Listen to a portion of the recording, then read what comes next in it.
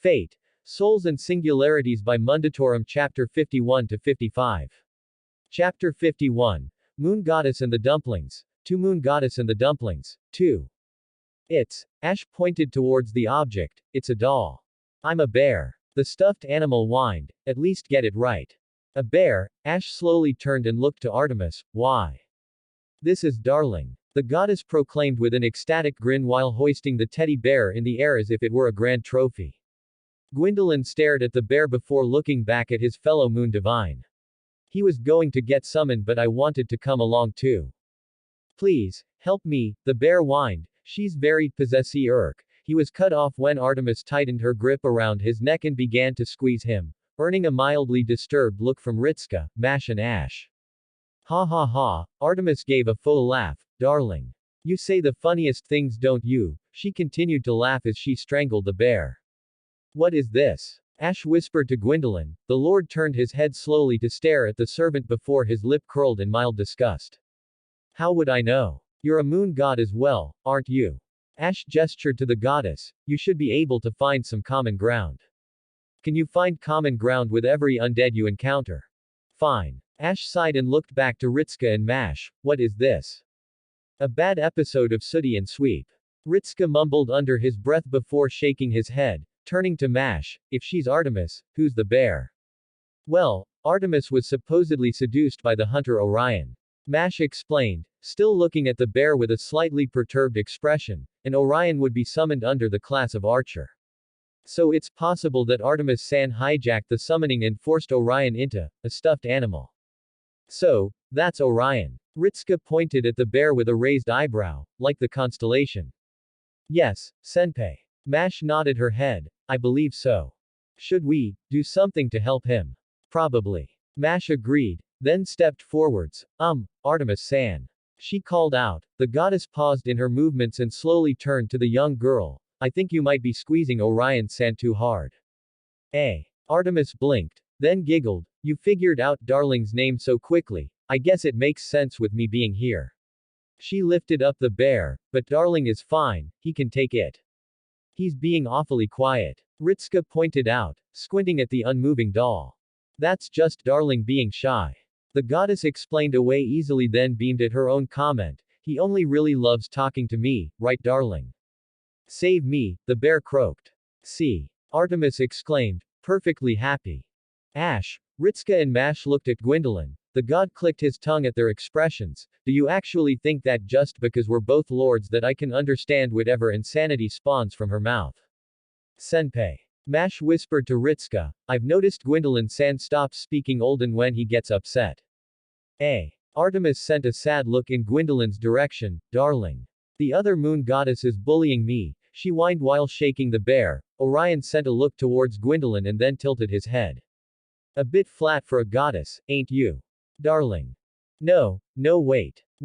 I didn't mean arg. I feel as though I should do something to help, but at the same time I feel as though it would be safer not to try and move closer to them. Ritska spoke as he took a single step backwards.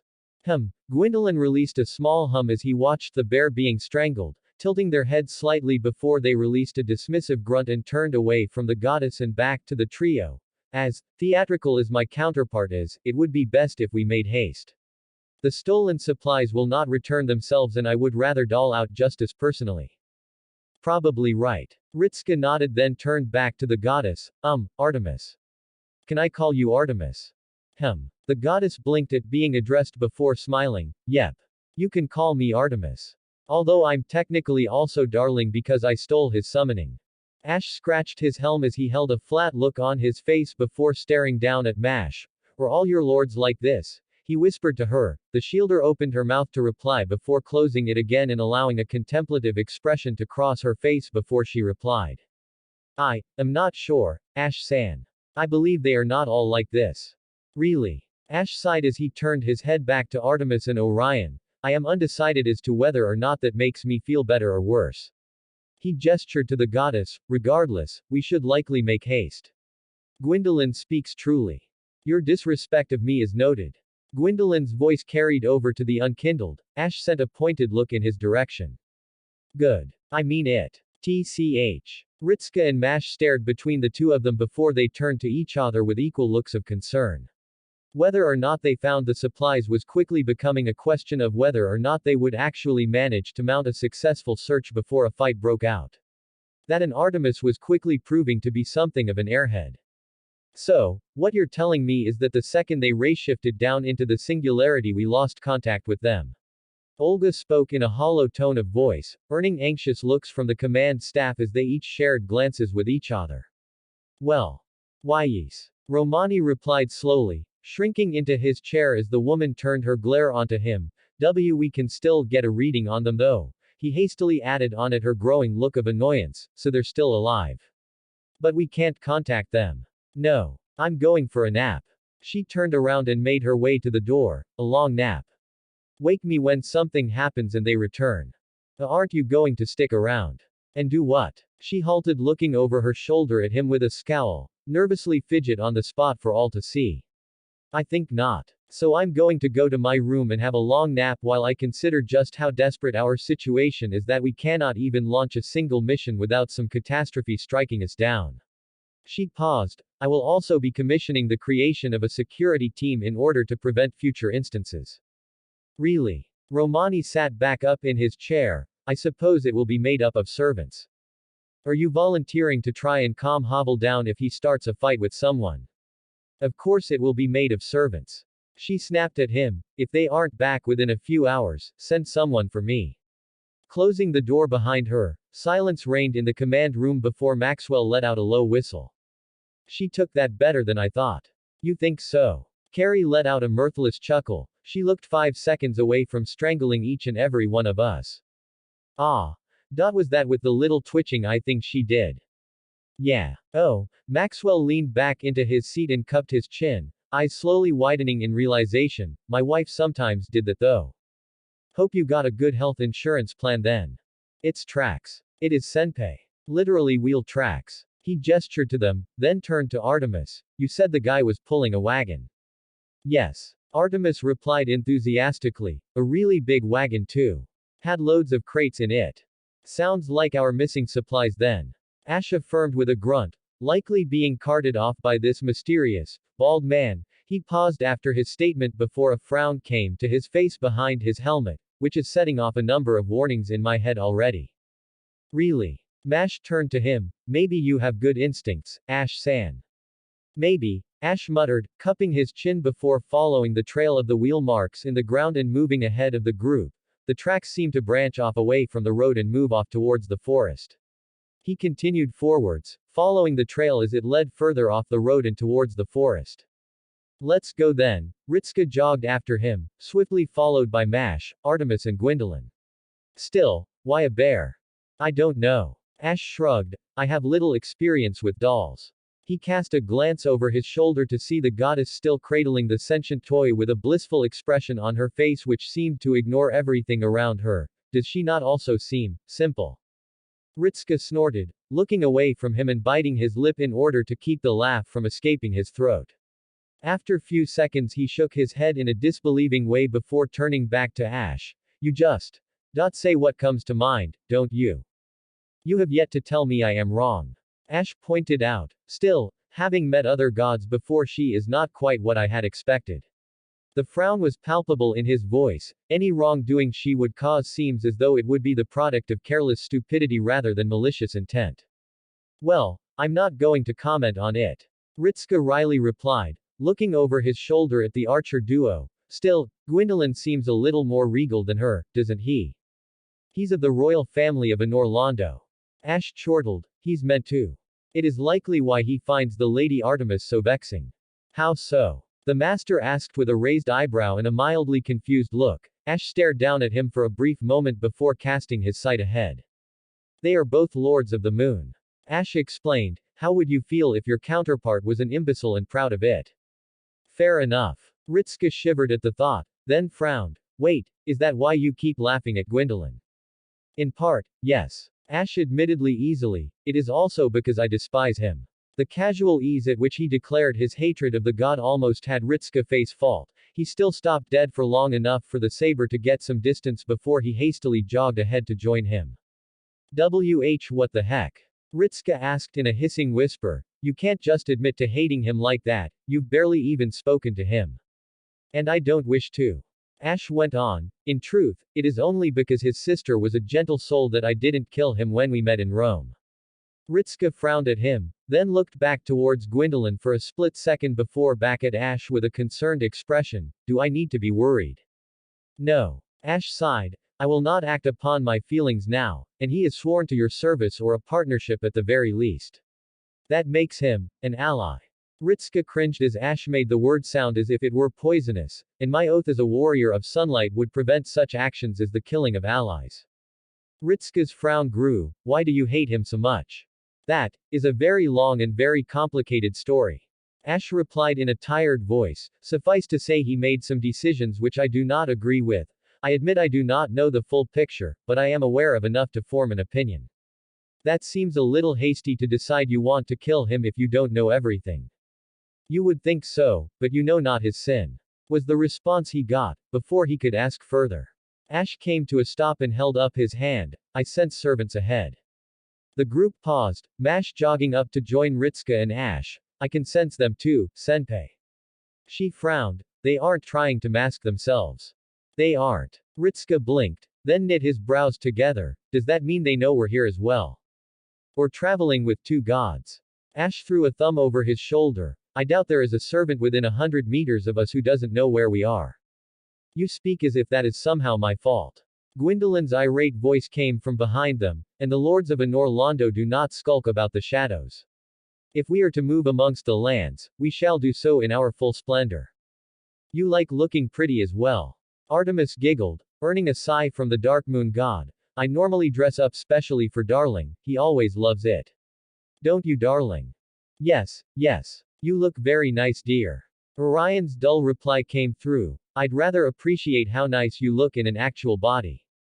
Oh, darling. Artemis turned bright red. How shameless. But I'm so happy, she cooed with a wide grin as she continued to wave the bear around like a child with a new toy. Gwendolyn stared ahead of him at the trio, all of whom were staring at Artemis before slowly looking in his direction. His eye twitched under his helmet, not a word. He had long foregone his usual manner of speech. It did confirm, at least, that he was capable of speaking normally rather than like something from a Shakespearean play. That was at least how Ritska viewed it. Think we should go meet the servants?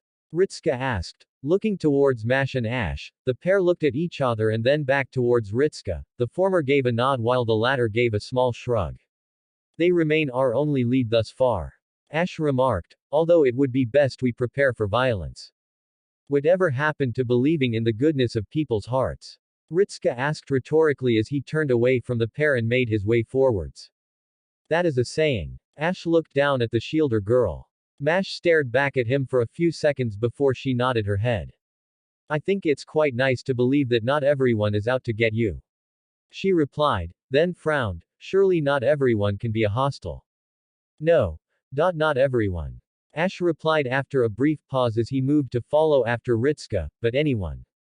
That seems paranoid, Ash-san. I've nothing against trusting people I have spoken with at length. Ash admitted, it's just that I now believe I should err on the side of caution after certain encounters. He paused before he continued on, although I suppose I can always trust him to attempt something, once you accept that he can be useful. They muttered to themselves before shaking their head and continuing on. Mash blinked at his self conversing before she furrowed her brows at him. When he made no attempt to elaborate on it, she pursed her lips before preparing herself in case there was violence. It's rude. It is not. Archon dismissed as another dumpling disappeared into the darkness. What was his helmet faceplate? There was a brief chewing sound before there was a swallowing noise. As I have stated before, I cannot remove my helmet. Besides, you were the ones who offered for me to partake. Her Majesty believed you would remove your helmet. Deanne explained with a small wince, looking towards Marie's pouting expression before they turned their eyes back to Archon. She is upset you have not. He's supposed to be the Knight of Gods. Marie explained with a small huff. Sanson cringed as at her very childlike tantrum. I bet he's very pretty under that helmet. I would not know. Archon replied. Looks were not a factor in my role. They should be. Marie beamed, gesturing to Deanne. Look at them. They can fight and they can turn heads at a ball, what better knight is there? Your Majesty is too kind. Diane flushed at the praise, I only serve France however I can. See. They're even humble too. Marie nodded her head, really, if you're pretty you should own up to it. Use it to your advantage. I do not see how my looks can be used as a weapon. Not every battlefield is fought with swords. Diane explained with a resolute look in their eye, I was often required to take up the mantle of address in order to root out the enemies of the crown. Sometimes discretion is the better part of valor. I fought demons in Izalith. Archon spoke slowly, I do not think address would have done much good there. I do not believe that Chevalier Diane was inferring that you take to every battlefield in address. Sanson replied, making sure not to look in the knight's direction when their cold eyes turned on him, however your duties differed from theirs. I believe that you are a more traditional knight. The only knight I am aware of whose role was different from the usual was Esser Kiran. Archon replied in a regal tone, then his voice took on a slightly fearful tone, and she was rarely utilized. Oh. Marie smiled, suddenly interested, a lady knight. What was she then? The royal assassin. Sanson choked on his dumpling and Marie's expression became slightly strained. The Knight of the White Lily, however, gave a very small nod and then raised an eyebrow. Everyone was aware she was an assassin. Being aware of her existence and being aware of her are two different things. Archon replied, Esser Kiran was, without doubt, the greatest assassin in all of Lordran. You seem, Sanson paused as he searched for the right word, forgive me, I assumed knights did not usually approve of assassins. Esser Kiran was anointed by Lord Gwyn himself, as were the other knights of his personal guard. Archon replied in a defensive tone, as such, she was beyond reproach in her duties. Besides, all other assassins were merely pretenders to the name. He paused as he looked at Sanson, I refer to the trade rather than the class. I thank you for the courtesy. Sanson replied, in truth I myself am not fond of how my class portrays me. I should hope not. Archon responded with an obvious frown in his voice, you are an executioner of justice, not some common cutthroat. There was a brief pause before he went on, in truth, your company is preferable to the executioner of an Orlando. There was a hint of disgust in his voice. Sanson frowned for a few moments before a thought came to him, did they enjoy killing then? They did. Archon replied, they also enjoyed consuming the deceased. That's horrible. Diane replied with a grimace, your king employed such an animal. Archon bristled before replying in a strained tone, I do not claim to understand all of Lord Gwyn's commands. However, it is not my place to do so. He must have had some reasoning behind his appointment of Smo that I could not see. You're very loyal, aren't you? Marie asked in a quiet tone. I tried. Archon replied with a small frown, can you pass the bread of garlic? He pointed at the box, it is rather enjoyable. Hands off the bread, thieves. A voice barked out as Archon was reaching across to the steel box. The quartet turned their heads to see a small group stood at the edge of their camp. Archon's helmet locked onto one individual in particular. A strangled cry escaped his lips as he rocketed to his feet before bowing down on one knee and keeping his head facing the ground. Lord Gwendolyn. The trio stared at Archon, and then to the group. Looking at all of them for a few moments before their eyes fell onto the two at the far end with the clear aura of divinity about them. Marie remained silent for a few seconds before she spoke in a slightly confused tone, shouldn't it be Lady Gwendolyn? I'm not a. The figure with the sun face mask shouted before they cut themselves off, clearly outing themselves as Gwendolyn as they composed themselves. Letting out a deep breath before looking back at the knight. Hast been longeth since I lasteth did lay eyes upon a silver knight. Everyone furrowed their eyebrows at Gwendolyn, none more so than Atremus. Staring at him in clear confusion at his sudden shift in personality. Why are you putting on the voice? She asked in an innocent tone. Gwendolyn's lip twitched in annoyance as he briefly turned to her, be quiet. He whispered then turned back to the silver knight and resumed his aura of regality. Much to the amusement of everyone else. Anon I findeth one in the most despicable of situations. A brazen cut purse art thee. Gwendolyn accused, earning a flinch from Archon. And no, my lord. Archon swallowed audibly, I. Hey. Marie called out with a frown, crossing her arms and standing up. Don't start bullying Sir Archon like that, furthermore what is this talk of thievery?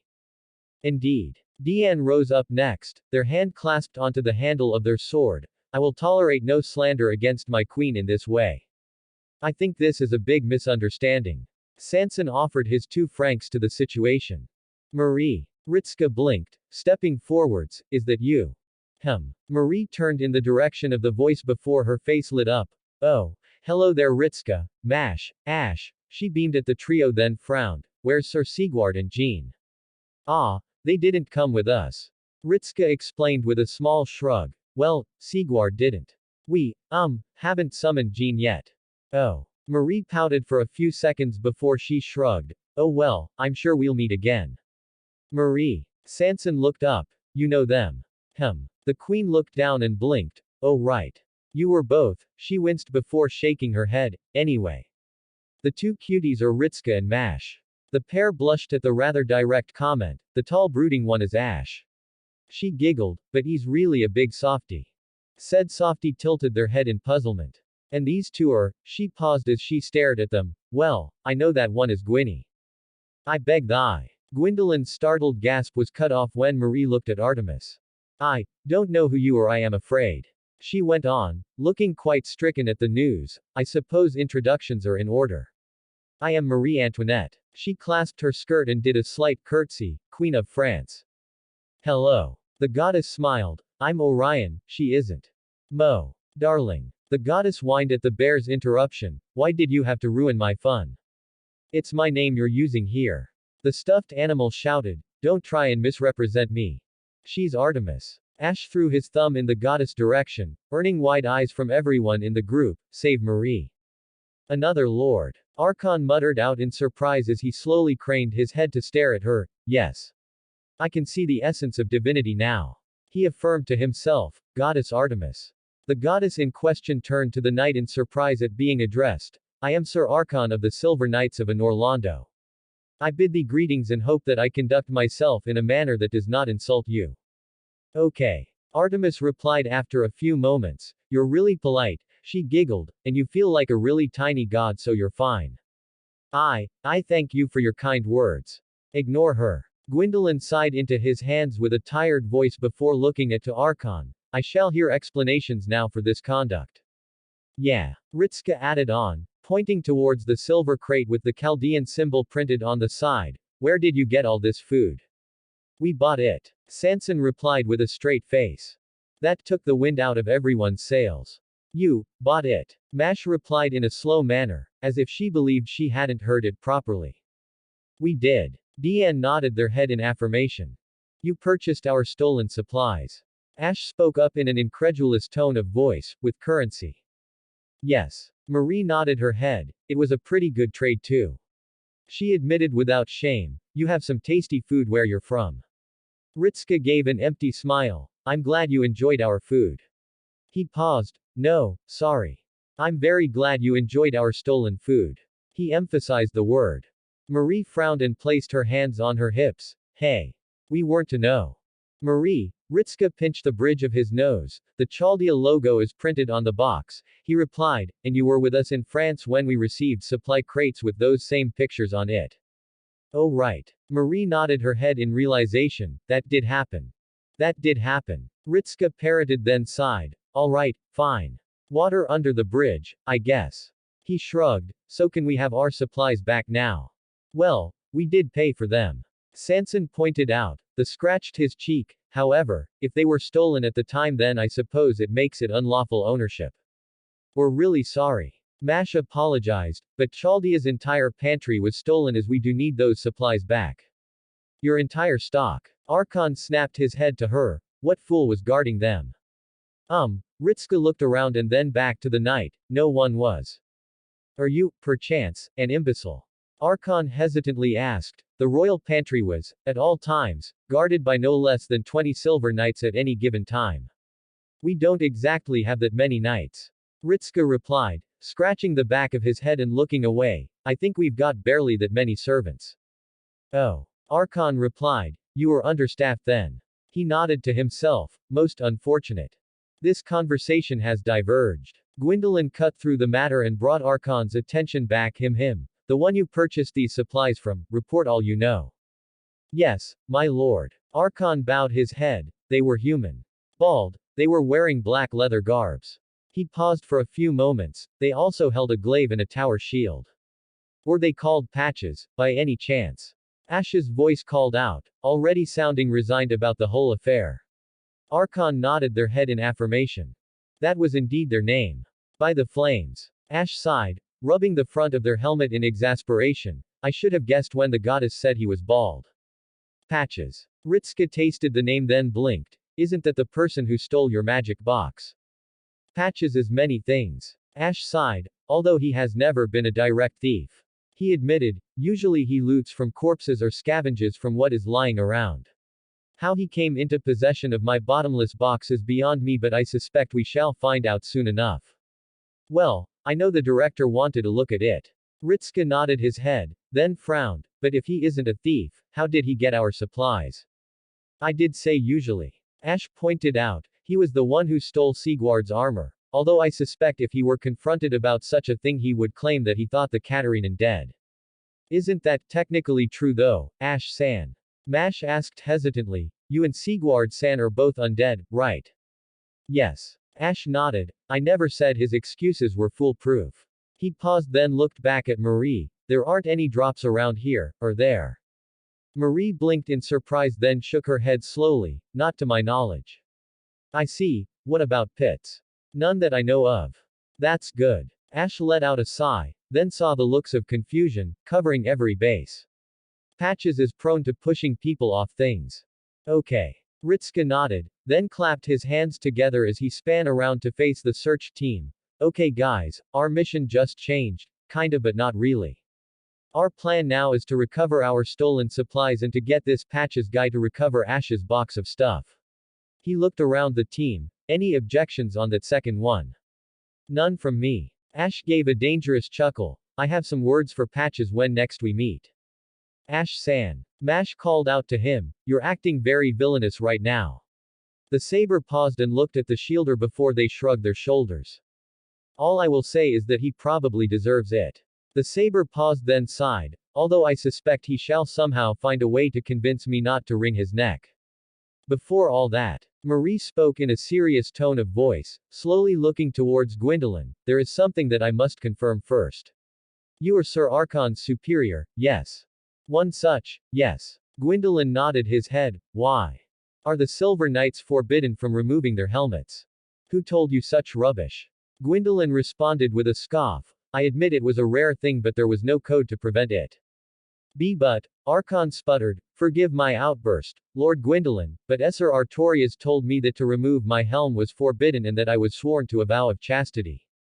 Gwendolyn stared at Archon. Their face was hidden behind their extravagant headgear but the palpable disbelief emanating from them made it obvious that their expression was one of incredulity. Sir Artorias told you this?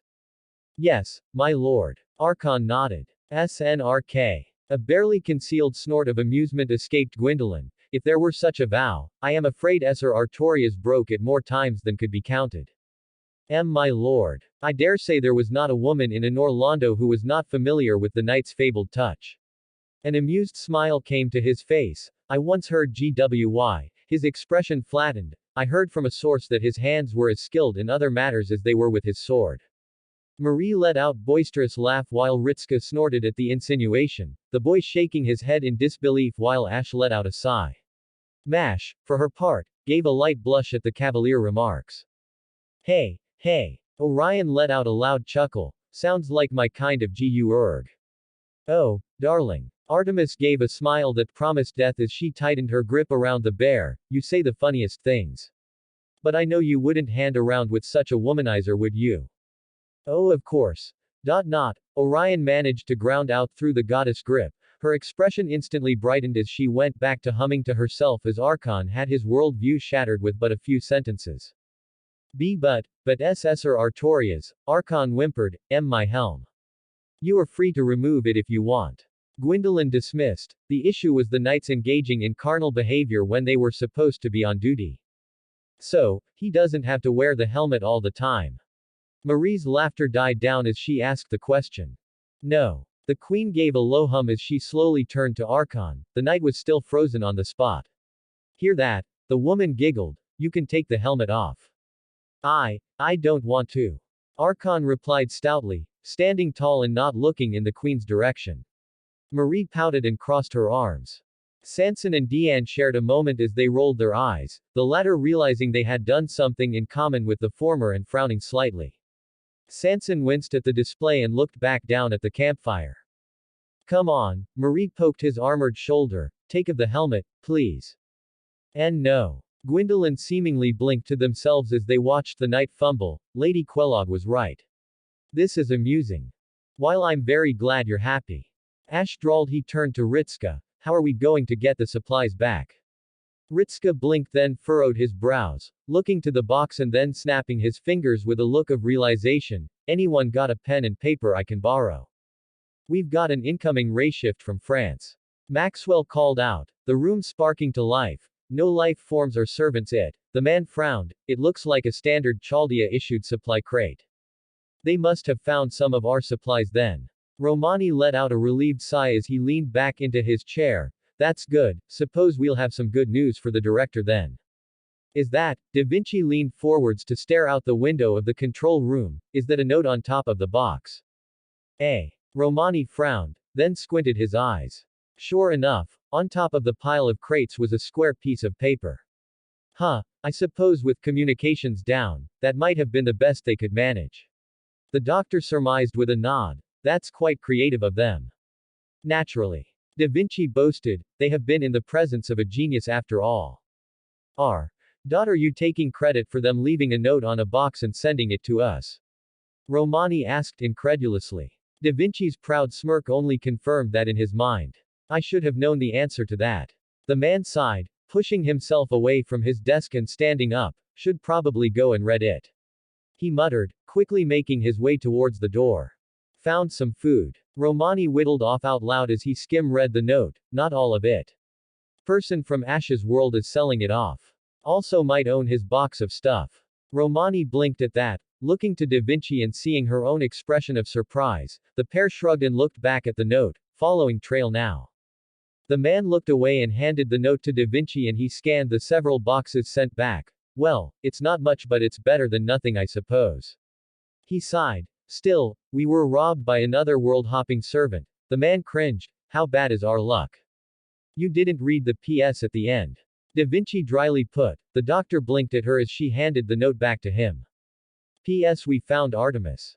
Romani read the note, then inhaled before looking back at the caster. Should we call the director? Let her have her nap. Da Vinci replied with a small shake of her head. I'd say she's earned it. Also running into a goddess from our world might set her off again. Probably. Romani replied with a sigh. Want some coffee? If you're making it. I'll go ask Archer. And Dumplings Part 2. Patches discovered and Ash can't even muster the strength to be surprised. And Artorias is a womanizer, no surprises there. First encounter has been solved, meaning we're on to our next encounter. Welcome to Fanfic Audiobook, your go-to place for immersive audiobooks. If you enjoy the content, don't forget to like the video and subscribe to our channel for more amazing stories. Chapter 52. Moon Goddess and the Dumplings. 3 Moon Goddess and the Dumplings. 3. The group had swiftly departed from the campfire of the French monarch and her guests, following on from the trail that they had provided for them and confirming the name behind the one they currently suspected of stealing from Chaldea. Although Ash was still dubious as to whether or not it was Patches, considering the man was never a thief in the traditional sense like Grayrit. His own feelings on the ragged man aside, the thief's method of procuring goods did stem from breaking into places and looting from them. While Patches was also one to favor such tactics, his typical spots for pickings were usually abandoned buildings, or corpses. Never from the living. Before their departure, they had been told of the direction in which Patches was headed, that along with the trail left behind by his cart aided them greatly in chasing after the merchant. Eventually finding themselves moving across a beach front. Shame we couldn't bring the tiny god along. Artemis whined. He was really polite, wasn't he, darling? Yeah, Orion rolled his beady eyes, real stand-up guy. Big hit with the ladies as well it seems. Yes, but he knows when to say no. Artemis pointed out with an accusing smile. Orion's sweat dropped. If that were even possible for him, at the insinuation and wisely chose not to respond to it in case he earned the goddess's ire. I don't think Marie-san would let him go. Mash pointed out with a small frown, although the twitching of her lip indicated that she had found the display somewhat amusing. Archon had virtually been begging for them to take him as well, all the while Marie was harassing him to remove his helmet in a manner very reminiscent of a child who just discovered a new toy. Telling me. Ritsuka chuckled, shaking his head and placing his hands on his hips. She looked this close to having the others hold him down. He pinched his fingers together to punctuate the sentence. Still, surprised you didn't want him along. He went on, turning to Gwendolyn with a questioning look on his face. 'Twas unnecessary. Gwendolyn dismissed. I am more than capable of fending for myself without the aid of a silver knight. Besides, as Lord of the Moon tea is mine owneth responsibility to dealeth with thefts upon any festival yond relates to it. Why are you doing the voice again? Artemis asked, brilliant glowing eyes shining with untold innocence at the question. Orion let out a barked laugh as Gwendolyn looked ready to snap, their shoulders trembling before they slumped. They slowly turned to Artemis and placed a hand on her shoulder. I beg you, please do not speak further. He pleaded, seeing my counterpart like this is painful to me in ways you cannot begin to contemplate. Oh, Artemis frowned at him, do you not like hunting? I have never personally been. Gwendolyn replied in a tired tone of voice, if you refer to the sport of hunting game, that is. The hunting of criminals was another matter. She meant the first one. Orion explained for the Lord's benefit, and if I were in your shoes I'd feel the same. What does that mean, darling? The goddess smiled down at him again with her same chilling expression which promised only pain. The bear's response to this was to let out a loud exasperated sigh before they replied in a rehearsed tone. Nothing, dear. Going well? Ritsuka asked, raising an eyebrow at the pair. Artemis looked up at him and beamed. Never better. Ritsuka gave a smile which indicated he didn't believe it for a moment before turning back towards Mash and Ash. The pair staring at the goddess before looking back to Ritsuka. Still, more help wouldn't have been that bad. Knight Captain Archon would have been distracted. Gwendolyn explained, turning to the trio, he is likely still grappling with the fact he is allowed to remove his helmet. What was up with that anyway? Ritsuka asked, tilting his head, why wouldn't he think he was allowed? Like he said, Esser Artorias told him it was forbidden. Gwendolyn paused before he went on, likely in a drunken state as a jest. Drunken? Ash asked in a disbelieving tone of voice. Oh yes. Gwendolyn nodded. Ornstein would complain frequently about his comrades' drinking habits and his continued need to drag the wolf knight out of the tavern. Ash's arms fell limply at his side. He was a drunk. Habitual. Ritsuka and Mash watched as the saber seemingly wobbled on his feet. What? Gwendolyn nodded, seemingly oblivious to the impact he was having. He partook in his drink as often as he partook in women. He paused, cupping his chin in thought. I believe Esser Kirin once referred to him as a drunken whore. Ash wheezed, almost collapsing to his knees. Ash-san. Mash cried out in shock as she moved to support him. What's wrong? Esser Artorias, the Abyss Walker. The saber breathlessly parroted out the name, earning a quick nod from Gwendolyn. No. Why? The heck? Ritsuka looked at him in shock. What's wrong? Artorias is the most famous knight in history, Ash explained, still being propped up by Mash.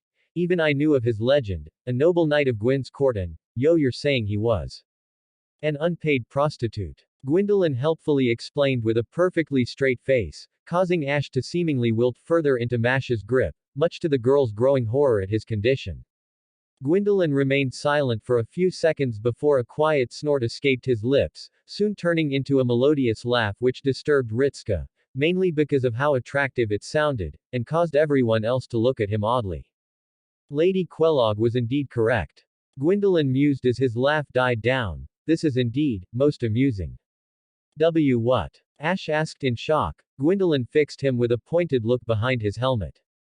Drunken whore. The god scoffed, as if Lord Gwyn would ever anoint a man such as that to his personal guard.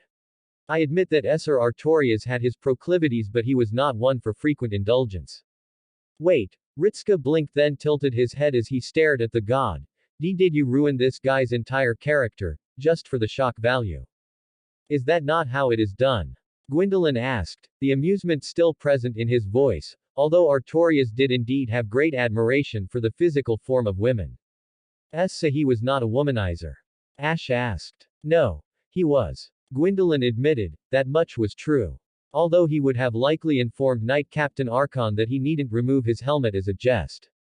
I was truthful in spirit. Ash let out a heavy wheeze as he slowly got back to his feet. Was that necessary? Yes. The Lord admitted unabashedly. Now then, we must be on our way if we are to discover the whereabouts of the next set of. He trailed off. The slightly amused smile on his face vanished instantly. His head pointed dead ahead of them and further along the beach. Hey! Artemis called out, her eyes widening as a surprised look came to them. I can sense another god.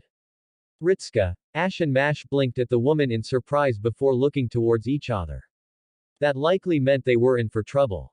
Does it not make you uncomfortable?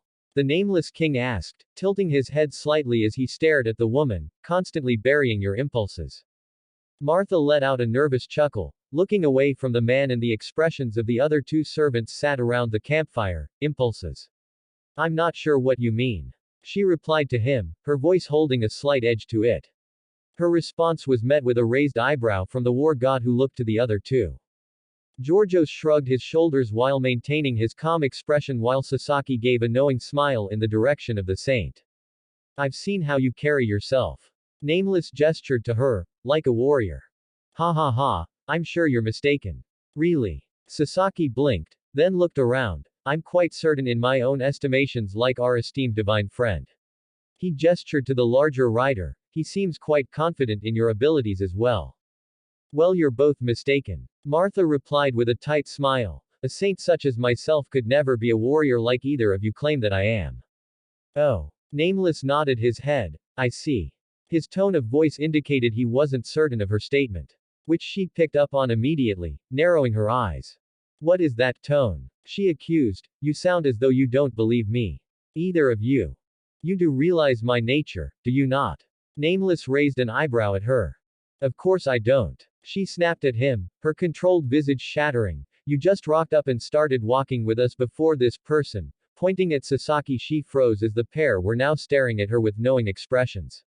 Haha. I mean. She coughed into her hand, straightening out her clothes as she assumed a more composed look. You appeared before us without an introduction, which was rather rude, was it not?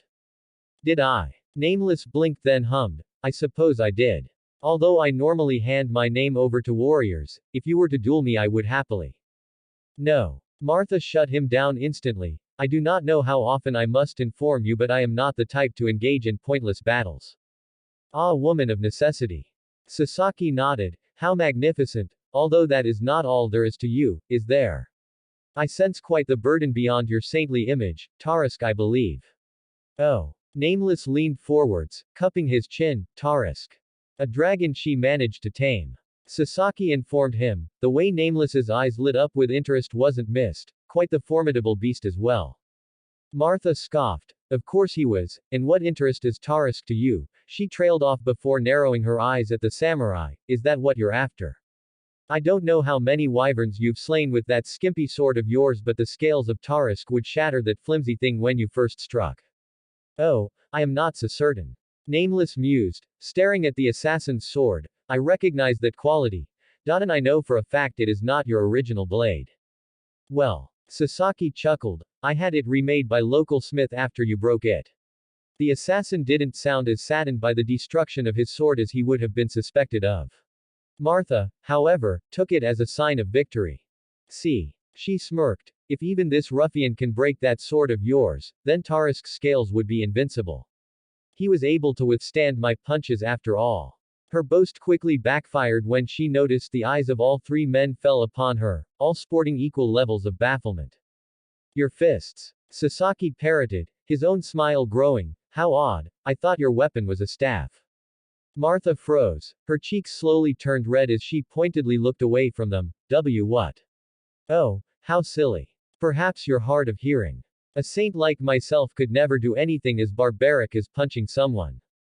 Georgios let out an amused laugh as he swallowed his latest dumpling. Now that I recall the story, before he gave her the staff she was said to have been completely empty-handed.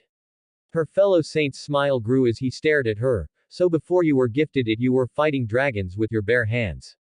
Oh. Nameless grin turned wide, the giant rider looking as though he was on the verge of laughing, with your bare hands. Quite the formidable warrior. Either this Tarisk was quite the juvenile or your punches quite far more power than your form would have us believe. Are you calling me a weakling you? The woman snapped at him before she coughed into her hand. I mean, Tarisk was tamed by my side through the power of prayer. What kind? Nameless chuckled. Yours or his that you would stop wailing on him. Martha glared at him as he slowly rose to his feet. Still, I cannot overlook a fellow tamer of dragons. She noticed how Georgios and Sasaki rolled their eyes at his tone. Perhaps we should compare. The saint raised an eyebrow at him. You tamed a dragon as well. A stormdrake. Nameless replied with a wave of his hands. Small difference but not quite on the level of a true archdragon. He turned around and clapped his hands. Come on, Storm.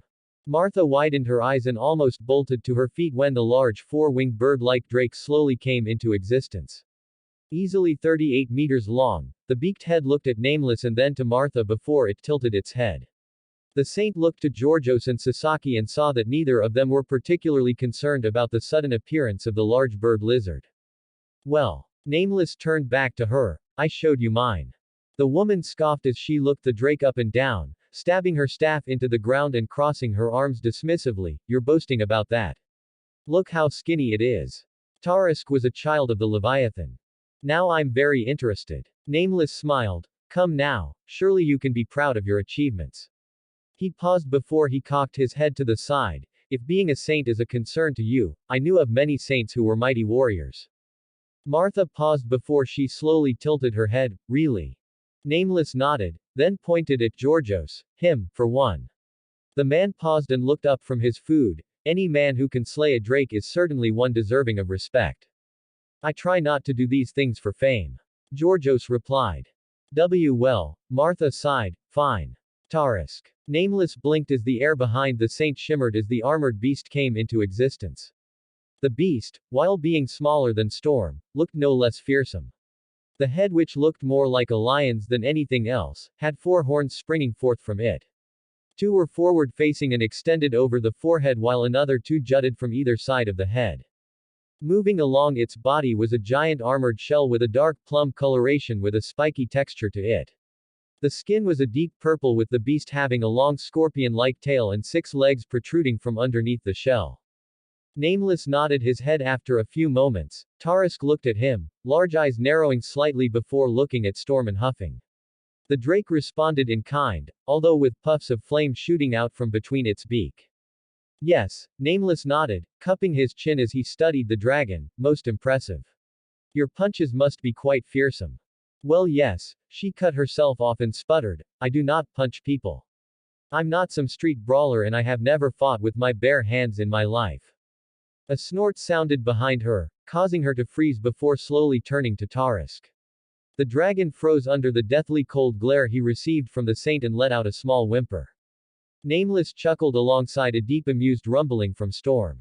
Sasaki slowly stood up when he saw Tarisk, his hand moving towards the hilt of his sword as his eyes gleamed with anticipation.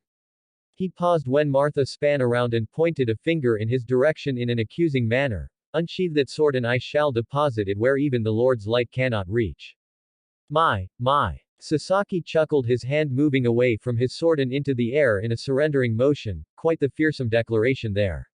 Although I confess, I would not want to be on the receiving end of a punch that has even a dragon offering prayers for salvation. Quite so. Nameless spoke with a wry smile, slowly looking up at Storm. I dare say that even my mount would be quite concerned about such a punch. Martha composed herself again, although this time it took noticeably longer. Ha, you're all saying such very funny but still very silly things, aren't you? Now. Georgios waved at her. There is no reason to feel insulted. We are not a judging sort and I dare say you have managed to earn greater respect from certain members here. Quite so. Sasaki chuckled. I am not certain that as a saint I should be respected for being seen as a violent thug. Martha replied with a strained smile. There is nothing to say that a saint cannot be capable in acts of violence. Nameless replied, in the same way that there is nothing to say that a war god cannot enjoy tranquility. Martha raised an eyebrow at him in a questioning manner. War god. Nameless nodded, indeed. This feat of yours to tame a dragon, fists or not, is one that is worthy of respect. Therefore, I shall give you my name. I am Farum, god of war, patron to the Sunlight Covenant and traitor to his lord father and the peoples of Anorlando. A cold voice cut through the night, halting Farum in his tracks and freezing him solid. The others at the campfire turned their heads to see a group of 5 people approaching them. Georgios and Sasaki recognized most of them easily, the latter because he had managed to sneak out of Chaldea earlier, during the initial breakout of supplies. Ritska, Mash, Ash and Artemis had been approaching quietly before Gwendolyn had foregone any form of surprise and openly confronted them. His expression was blank save for the chilling smile which slowly formed on his face. Is that not right, brother? Gwendolyn finished, almost hissing the word and causing Farum to flinch slightly. He closed his eyes and exhaled slowly. Storm slowly vanishing into motes of light as he turned his body to face the group. He nodded towards Ritska and the others first. I see you are all alive. I can sense greater experience about you. He hummed, that is good. Ignoring me now. Gwendolyn spoke again. Farum flinched a second time as his eyes slowly trailed away from them and towards his younger brother. Gwendolyn. Farum's voice sounded distant. He trailed off, looking away for a few moments before he sighed and turned his head back to him. You look older. Yes. Gwendolyn's curt reply had even the others cringe. I aged. Although you were not there for such events, were you? Listen, Gwendolyn, although perhaps I should not speak so harshly to you. Gwendolyn mused, giving a hollow chuckle, considering that Guinevere followed in your footsteps and abandoned Anorlando as well. He let out a laugh which sounded more pained than amused, even taking all the others' gods with her because clearly treachery is done best when committed as a group. Broth. Ornstein left too. Although I suppose you were aware of that, considering how close you two were. Gwendolyn harshly cut him off. Did he ever find you, I wonder? It doesn't matter, I suppose. Gwendolyn shrugged. You made your feelings quite clear. Perhaps I am more the fool for blinding myself with misplaced faith in my peers. He scoffed. Looking to Ritska. I will leave, inform me when we collect what is ours and depart from this place. The god turned to leave, slowly dissipating into motes of light as Farum took a single step forwards. Gwendolyn, wait. I waited. The god harshly cut him off. I waited. For longer than you could possibly know. Gwendolyn gave him one last sneer. I'm done waiting. Like that, he vanished into motes of light, assuming spirit form and disappearing off into the distance. Farum slowly lowered his hand, falling limply at his side before he turned his head to the remaining divine presence. You are? He asked, more to distract himself. Artemis. The woman replied, fixing Farum with a disturbed look, goddess of the moon. An empty snort sounded out from the war god. Figures. He turned his body away from them, dragging himself back to the campsite and sitting himself down, ignoring the looks he got from the other campers. My lord, Ash took a step forwards only for Farum to raise a hand in his direction. Not now. The god spoke in a tone which made it painfully obvious he wasn't going to speak on the matter further. Now, what do you want? Ritska gulped and took a step forwards. The food, he gestured to the crates before he paused and squinted his eyes. Kojira, what are you doing? The assassin blinked before offering the Chaldeans a small wave. Hello master, Lady Mash. Ash. His smile remained on his face even though he now bore the weight of several confused looks. Is there something I can help you with?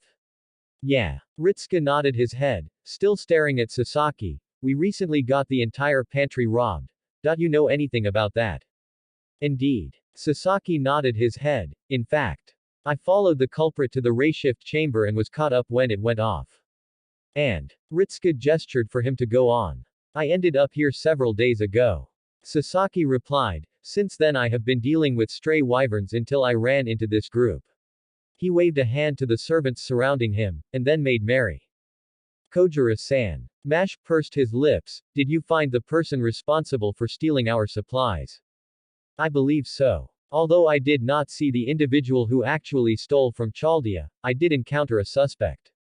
Sasaki nodded his head, considering we purchased the stolen supplies from them. Georgios coughed on his drink. Pardon. The man. Sasaki went on, the bald one. We purchased some of the stolen supplies from him. And you didn't think to stop them. Martha asked with a tight smile. Or tell us that we were buying stolen goods. I managed to reclaim some of Chaldea's missing supplies without bloodshed. Sasaki pointed out. I also have a very limited connection to Chaldea at the time, and was quite incapable of successfully fighting a servant. And you did not requisition our aid because. Well, I had meant to, then I saw your dragon and forgot about it. You stupid. Martha cut herself off with a forced laugh as she turned away from the samurai and towards the group. Hello there. I'm Martha. She bowed her head in greetings to them. Just plain Martha, how do you do? Fine. Ritsuka absently answered, I'm Fujimaru Ritsuka. Mash Kyrielite. The shielder nodded her head and waved in greeting, although she was still looking at the woman with a slightly puzzled expression. Ash. The unkindled gave a small wave and then threw a thumb over at the goddess. She's already introduced herself. Why yes. Martha replied, slightly anxiously, Artemis, the Greek goddess of the moon. Yep. The airheaded woman beamed. That's me. She then produced the stuffed animal and held it aloft in front of her, and this is Darling. Say hello, Darling. Yo. The bear gave a lazy wave, earning a blink from the entire group, including Ferrum, before they turned back to Ritsuka and Mash. So am I to understand that we have partaken in stolen goods then? Georgios asked with a small frown. It only worsened when he received nods of affirmation. I see, my most sincere apologies to you all. I had thought the supplies were procured through legal means. He did look a little shifty. Martha absently pointed out. Did you notice this before or after you opened your purse to him? Kojira asked with a smile, then chuckled when the woman blushed and glared at him. Don't start you, Saint Martha. Mash gasped in shock, pointing at the woman with wide eyes and causing the woman in question to freeze on the spot. That's who you are, isn't it? Ha ha ha, Martha chuckled, spinning around back to face Mash and giving a warm smile. I'm a little embarrassed to be recognized so easily. Another saint. Ash asked in a tired tone of voice which caught the woman off guard by how annoyed he sounded. Are you a cannibal? Martha's smile cracked slightly as she slowly turned her gaze to Ash. I beg your pardon. It sounded as though you said something rather outrageous and a little insulting. But I suppose that was my mistake, right? Ash stared at her expression for a few moments before he gave a curt nod. Yes, my mistake. I apologize. And you are forgiven. The woman replied in a saintly manner, for the Lord teaches us all to forgive and forget. I don't think Gwendolyn is in a forgiving mood. Artemis spoke in a cold tone as she directed a pointed look towards Ferrum. The war god wasn't looking in anyone's direction, instead fixing his entire focus upon the campfire. He seemed quite upset to see his brother again. I have some small issues with Apollo, but he is still my brother whom I love dearly. Gwendolyn, Ferrum opened his mouth before he closed it again, moving his hand up to cradle his forehead and slowly shake it. He has his own reasons to dislike my choices and I will not beget him that. He slowly turned to stare at the goddess, but I do not regret them. Really? Artemis raised an eyebrow, even with how it seems to have impacted him. Ferrum sighed, it doesn't matter anymore. We're both dead now. It looks like it matters a lot to Gwendolyn-san, Ferrum-san. Mash pointed out hesitantly. I suppose it does. The war god mumbled to themselves before facing them, collect your stolen supplies and be on your way. He ordered, throwing a hand further along the beach. The merchant traveled in that direction. Thanks, Ryder. Ritsuka nodded to the man, then looked to the crates of supplies they had. Right, better get these gathered up then, shouldn't we? Yes, senpai. Mash nodded her head, moving towards the boxes and lifting the first one up with causal ease. Ritsuka watched as she walked past him with the large steel crate which likely weighed more than him, without her expression shifting in the slightest, with his own blank gaze before his eyes trailed down to his own arms. I'll help. Martha offered, it is the least I can do for all the trouble. She soon joined Mash in moving the rather heavy-looking boxes over to a neat pile on top of the shielder's main armament and only link back to Chaldea. Something wrong, Master? Sasaki asked with a perfectly innocent expression. Ritsuka jolted at the sudden address before he let out a nervous chuckle. Rubbing the back of his head and looking away. No. Nothing wrong. He answered in a tone which seemed far too forced for anyone to accept as being genuine. Ah, I see. Sasaki nodded his head. For a moment I was concerned that the obvious display of physical prowess from the dragon-punching saint might have intimidated you. But it seems my fears were unfounded. Ritsuka flushed with embarrassment before he noticed something. Dragon punchy. Ha ha ha ha. Martha let out a loud laugh, cutting him off as she stomped past him with a fixed smile on her face. Coming to a halt in front of the assassin and placing her hands on her hips while looming over him. There you go again. Saying all sorts of outrageous things, as if a saint would ever resort to using her fists to tame a dragon instead of her words. I mean punching in the metaphorical sense, of course. Sasaki assured her with a serene smile which only seemed to spur the woman into sudden contracting a violent case of twitching eye. You sure? Orion asked with a cheeky smile on his bare face, because to be fair, she looks like she could break someone over her knee. For the last time. Martha practically roared, I am not a violent thug. I am a saint of the Lord. I do. No punch. Dragons. Okay. Ritsuka replied to her rant in a quiet voice, looking to Ash for help and only seeing the servant tilting his head in a questioning manner. Did you actually punch a dragon? He asked, sounding rather impressed by the feat. I attempted that once. He earned a glare from Martha and a snort of amusement from Farum, the god looking up for the first time in a few minutes to face them with a faint smile on his face. Yes, I remember that. It was your 6th attempt at challenging me. 7th. Ash corrected, I was growing rather annoyed at that point. I could tell. Farum replied in a wry tone, you come running through the fog and let out a battle cry which would have had a lesser Silver Knight turn and run from you while crying out about demons. Not you though. No. Farum shook his head, not me and certainly not Storm. I believe that was your fastest death.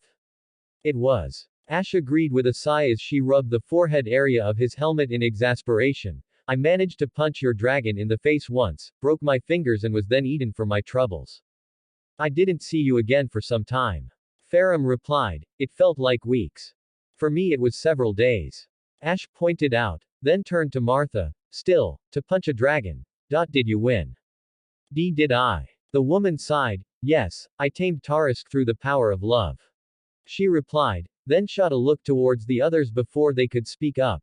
And not through the power of my fists. Turning back to Ash, she looked him up and down before a frown came to her face. Did you even have any experience in hand-to-hand combat? No. Ash replied, not really. Martha gave him a flat look in response, so you were just thick-headed and easily angered then. She sighed, then paused, and what do you mean you didn't see him for some time after you died? Ash cocked his head, I am an unkindled. I rise again after I die. An undead then. Martha replied, looking slightly disturbed at him before looking at Georgios and Sasaki, did you know of this? The dragon slayer nodded his head, I did. However, Sir Ash does not seem the type to prey on the innocent like a common ghoul. The man reassured her, I believe myself to be a good judge of character as well, so I vouch that neither him nor his friend in the strange onion-shaped armor would ever commit dishonorable deeds. Well, if you say so. Martha replied, still sounding slightly dubious although she did nod her head, I suppose I will take your word for it.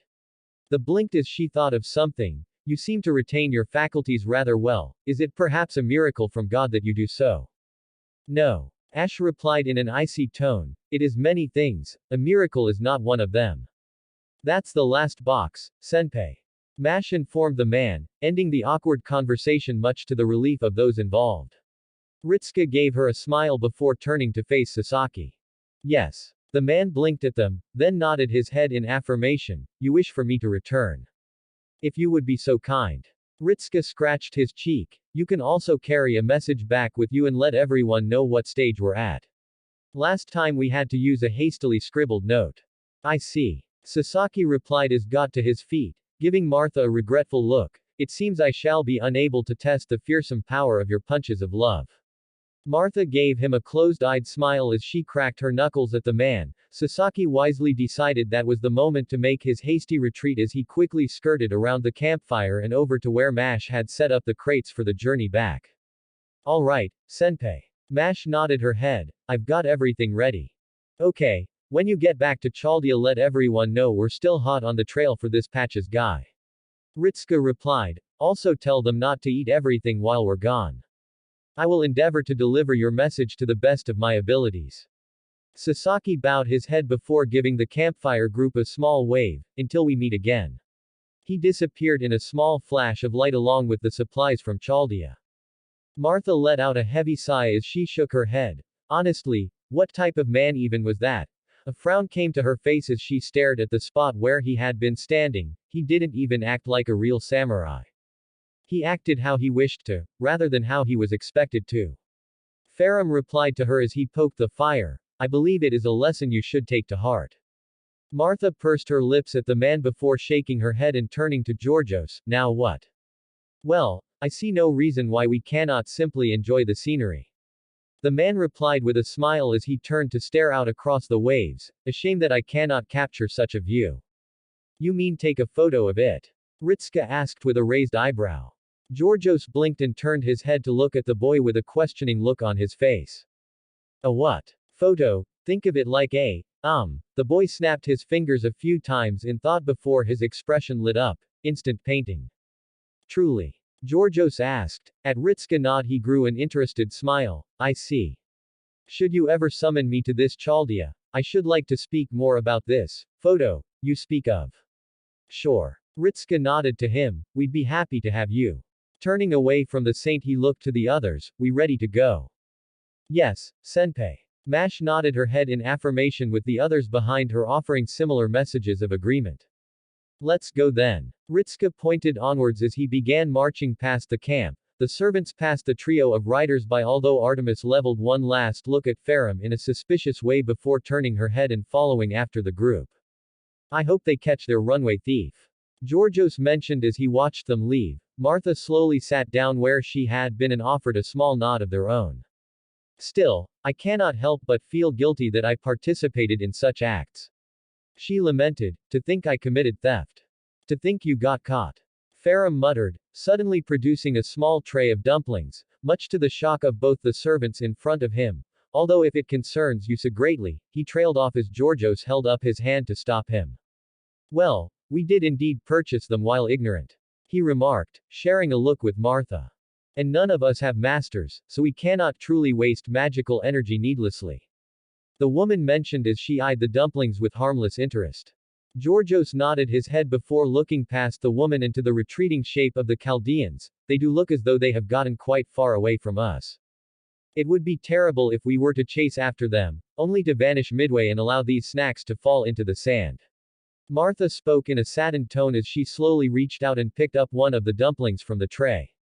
Quite terrible indeed. Georgios nodded his head in agreement, following a similar movement to Martha and stealing away a dumpling for himself.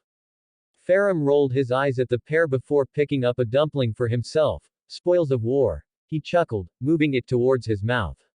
A flash of light caught the corner of his eye as something rocketed into the dumpling held in his hand and snatched it out of his grip. Both Martha and Georgios froze as they watched the arrow made a bright light stab into the sand with a dumpling skewered on the end of it. Farum stared at his lost treat with a flat expression before he let out a sigh and turned his head in the direction of the Chaldeans. Squinting his eyes he shook his head before slowly turning back to the stolen goods. I do not remember Gwendolyn being so good at archery. He muttered to himself. You did, in fact, steal from them. Georgios pointed out as he deposited his own dumpling into his mouth. Martha nodded her head in agreement. You could argue that was your punishment for committing the sin of thievery. Farum hummed in response, although his expression made it perfectly clear that he didn't agree with either of their statements. Gwendolyn-san. Mash called out in surprise as she saw the god materialize himself with his bow held out in one hand. The god turned to her with a flat expression, doling out justice. He replied with after a few seconds of silence, turning his head to see Artemis staring at him with a raised eyebrow before a tiny smile came to her face. Are you sure you also aren't a god of the hunt? She asked with an amused look on her face. Gwendolyn's response was a fleeting smile before his expression settled out. Like I said. I have never hunted game. One hell of a shot, kid. Orion chuckled. Not bad. I am much older than you. Boy. Wow. Orion shook his head. Fair enough. And, little sneak peek for Gwendolyn and Farum's relationship. Spoilers, it isn't good. Anyway, as I'm sure you've noticed, it's a little different from the original event, but it's still amusing in its own right. Anyway, only one more encounter after this. The Roman subjects as well. Oh boy. Chapter 53. Moon Goddess and the Dumplings, IV. Moon Goddess and the Dumplings, IV. The silence which had followed their departure from the trio of riders, and one wayward assassin, had been at best awkward and at worst cringe-inducing. Gwendolyn had returned to his physical form and had barely exchanged any words with even Artemis, despite her repeated attempts at starting conversation. Whatever pleasant mood he had prior to ray-shifting down and slowly but surely had built up further in his interactions had aged like a fine vintage of milk. The god was currently leading the column from the front, having long since taken over from Ritska's place and the master not wanting to contest his place in the traveling group. Mainly because despite not actually seeing the god's face, Ritska could tell he was on the receiving end of one of those types of looks that just made you want to not argue with the person giving it.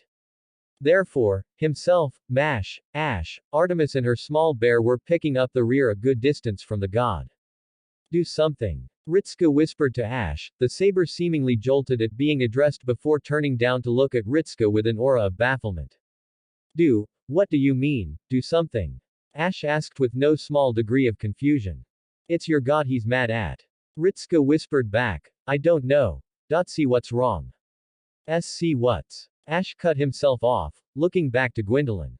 Seeing that the god displayed no evidence that he heard him, he turned his attention back to Ritska. We'll assume for a moment that I don't have a personal hatred for Gwendolyn.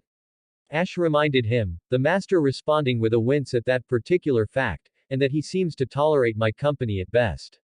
This is a personal matter between the two of them and one which I do not feel qualified to intervene in. I think Ash-san is right, senpai. Mash pointed out, well, except for the hating part. She corrected with a small frown, but it seems that this is personal between Gwendolyn-san and Farum-san. I think that Gwendolyn-san is still troubled by it. So, what do we do?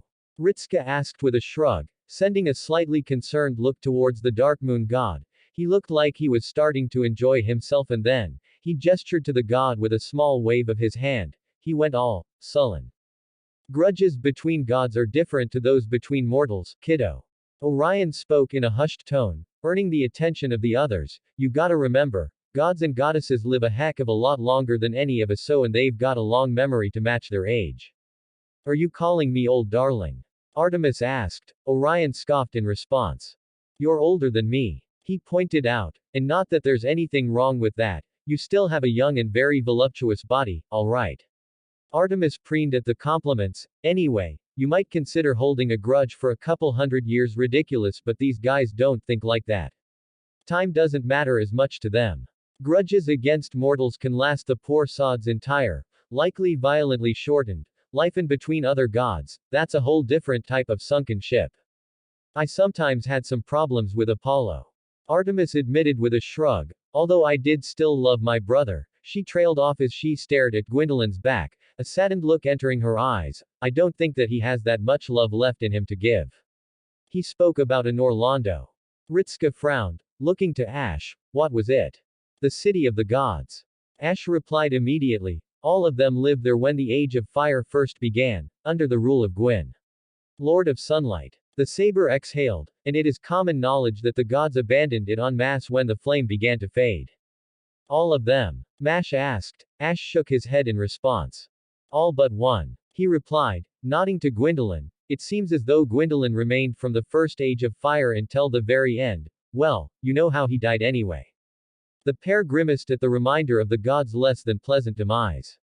Yeesh. Orion looked at the pair's reactions. From the looks of it, it weren't that great.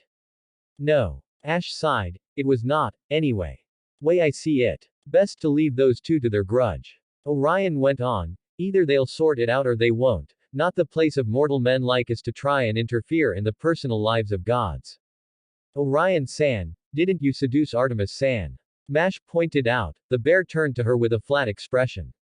That wasn't so much interfering in Artemis's personal life as becoming her personal life. He gestured to himself. See how well that worked out. Point taken. Ritska nodded his head, turning his attention back towards Gwendolyn. It feels wrong to leave him like that. I mean, if you really want to try and push your luck with them and probe the issue, it's your funeral. Orion shrugged his small bare shoulders, but I really wouldn't recommend it. I'd say you're best off leaving him to calm down and finish up your current task of finding your missing stuff. He's probably right. Ash nodded towards the small bear. It is best we prioritize our objectives. As troublesome as Gwendolyn might be, his issues with his older brother are not our immediate concern. Finding out missing supplies and patches are. Ritska frowned in response but eventually gave a rather slow nod of the head. He did agree that the missing food was more important. But he didn't really want to leave Gwendolyn alone like that. It felt a little cold. Although he didn't have any siblings, so he couldn't really say he understood the whole dynamic between them. The group continued to follow the trail along the beach front before they noticed Gwendolyn stop ahead of them. The god remained stationary long enough for the others to close the distance and join him. They soon noticed the issue it had. Tide must have come in. Ash scowled as he stared at the washed-away tracks before glaring at the sea, taking away the trail. That sucks. Orion huffed. Now what? Well, Ritska rubbed his chin in thought as he stared at the sand, looking further up the beach with a thoughtful expression on his face before turning his head to see the beach lead off onto a grassy patch and another path. I say we split into two groups. He affirmed to himself. Turning back to the others, one carries on moving up the beach and the other takes the path to see what we can find. Myself and Artemis shall take to the beach. Gwendolyn stated, turning away and moving up the sand before anyone else could offer a word in. The others watched him depart in silence before they all turned to look at each other. Ritska cringed at the god's actions before turning to look at Artemis. He offered her a hapless shrug in response. I don't really want to push you. It's fine. Artemis cut him off. Besides, a moonlight walk on the beach is a really romantic moment and I'm always happy to get one with darling. She looked down at the bear who could only offer a, what can you do, expression. Although it might be a bit awkward with another god, but I'm sure I can walk far enough behind, unless he wants to talk. Artemis muttered to herself before shaking her head. Oh well. With a final smile, she shot off after the other moon god, leaving the trio alone on the beach. Never been on a beach before. Ash muttered, staring away from them and towards the seaside. Are they all like this? Sandy. Ritska asked. When the saber nodded, he gave a small hum in response. I guess, although when you've seen one beach you've kind of seen them all. He paused before he went on. Doesn't make it any less enjoyable when you go to one, however, especially during the summer. Summer. Ash turned to him then made a noise of realization. Ah, the changing of the seasons. Never experienced that either. It was normally an abrupt shift in the weather pattern. He explained as he moved along the sand and towards the path. The general theme was, really warm.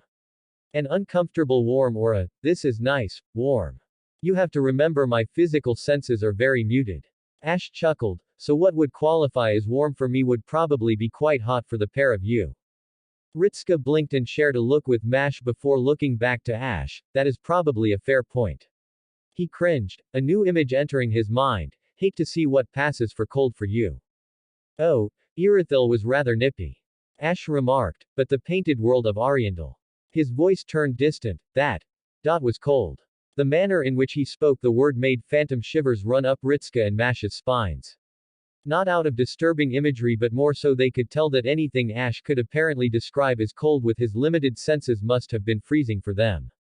What was it like? Mash asked. Ash turned to her with a cocked head in a questioning manner. She flushed slightly. Well, it's places that don't exist here and I think it would be nice to hear about them.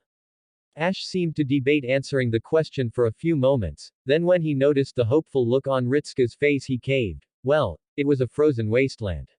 He bluntly put. However, like with most painted worlds, there had been some form of civilization there. What is a painted world anyway? Ritska asked. I don't think you ever explained. Did I not? Ash questioned. I could have sworn the term was mentioned. It might have been mentioned before. Mash replied to him with a small frown on her face, but I can't remember getting a proper answer. Oh, well. Ash hummed in response. Painted worlds are, well, worlds that exist within paintings. Ritska raised an eyebrow, making a gesture with his hand to compel Ash to continue. Is that all you're gonna give us? It's a painting which contains another world within it. Ash shrugged. It is a remarkably simple concept. I don't think it is, Ash-san.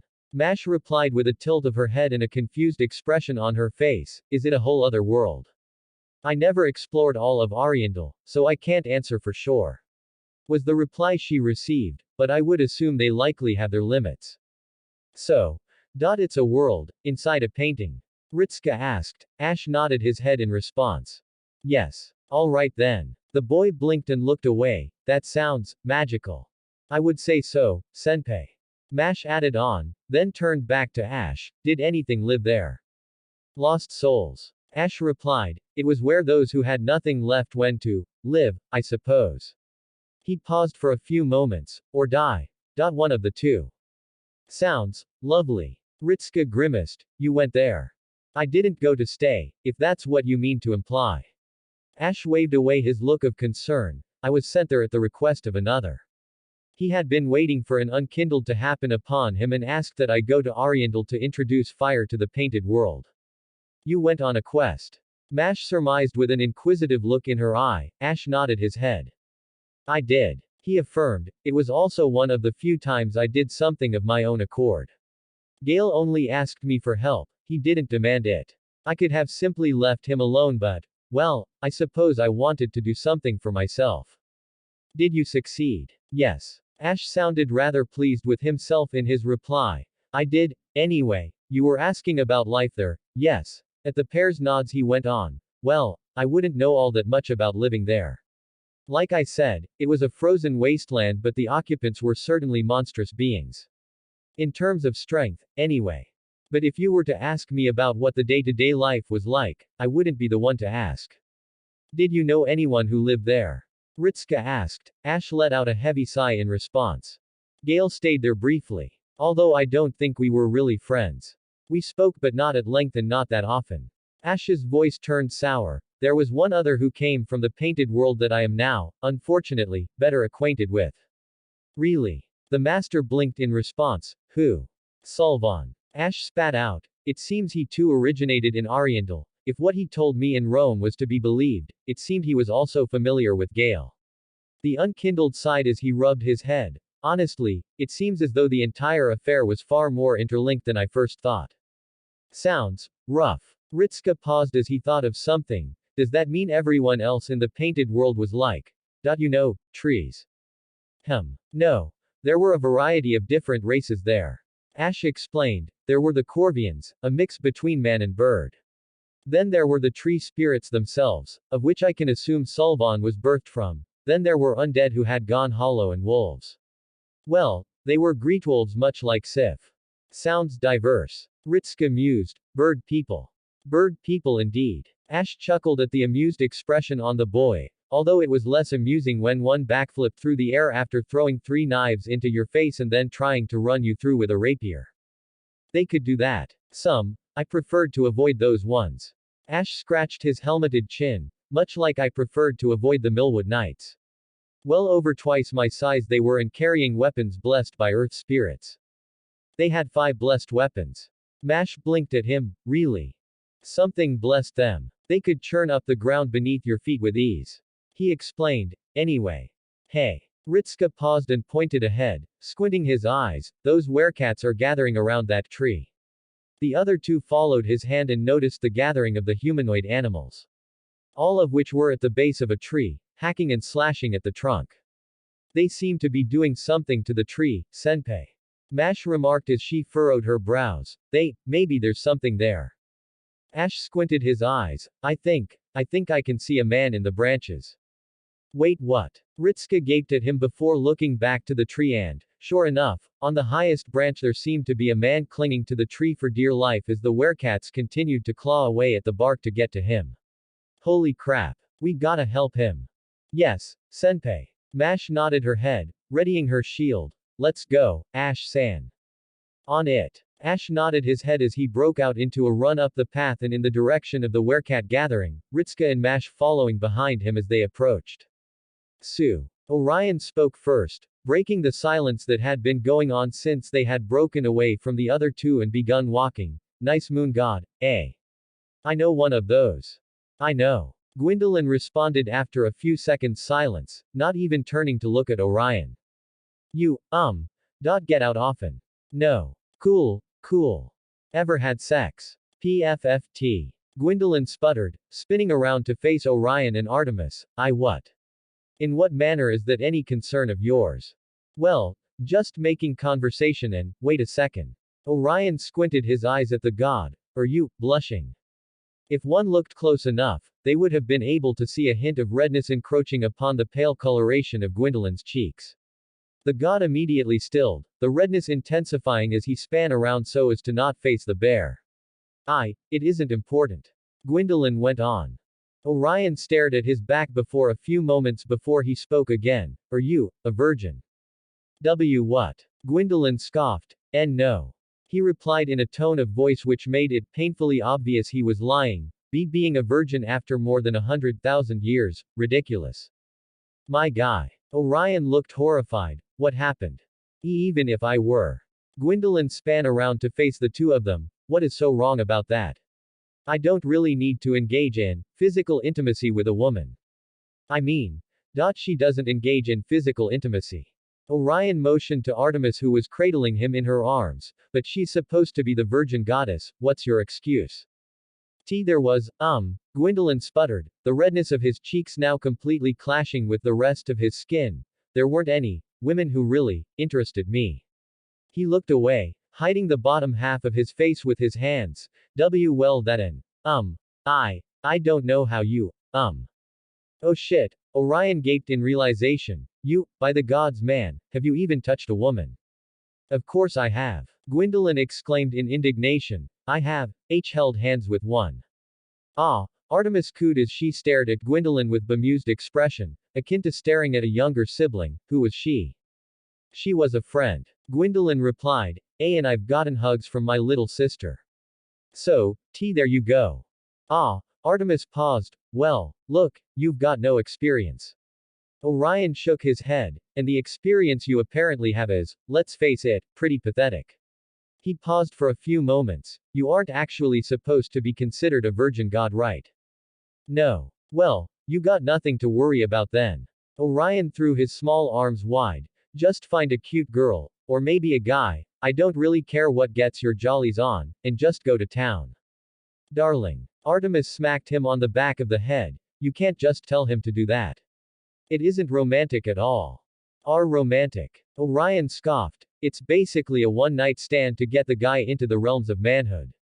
Manhood. Gwendolyn parroted with a suddenly hesitant tone of voice. Doing this, makes me a man. Well, that and hunting something for the first time.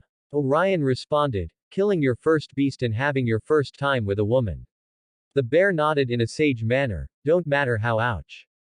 Darling. Artemis scolded again with a frown before looking back to Gwendolyn and changing her expression to a more giddy one. You need to be all romantic with your own darling. They need to set your hair afloat with a rapid beat and then. The older god listened with rapt attention. Gwendolyn would admit that he was entirely out of his element here.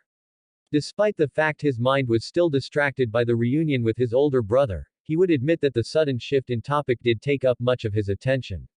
In truth, he was rather grateful for that. If only it would make more sense to him. Romance sounded hard. Orion watched as the god in front of him seemingly manifested a small parchment, an entire desk and chair, even offering one to Artemis, and proceeded to make notes at her lecture on romance. Unfortunately for Orion, his pearls of wisdom were frequently interrupted by Artemis swatting him on the head and continuing to fill the god's head with her own view of what romance was.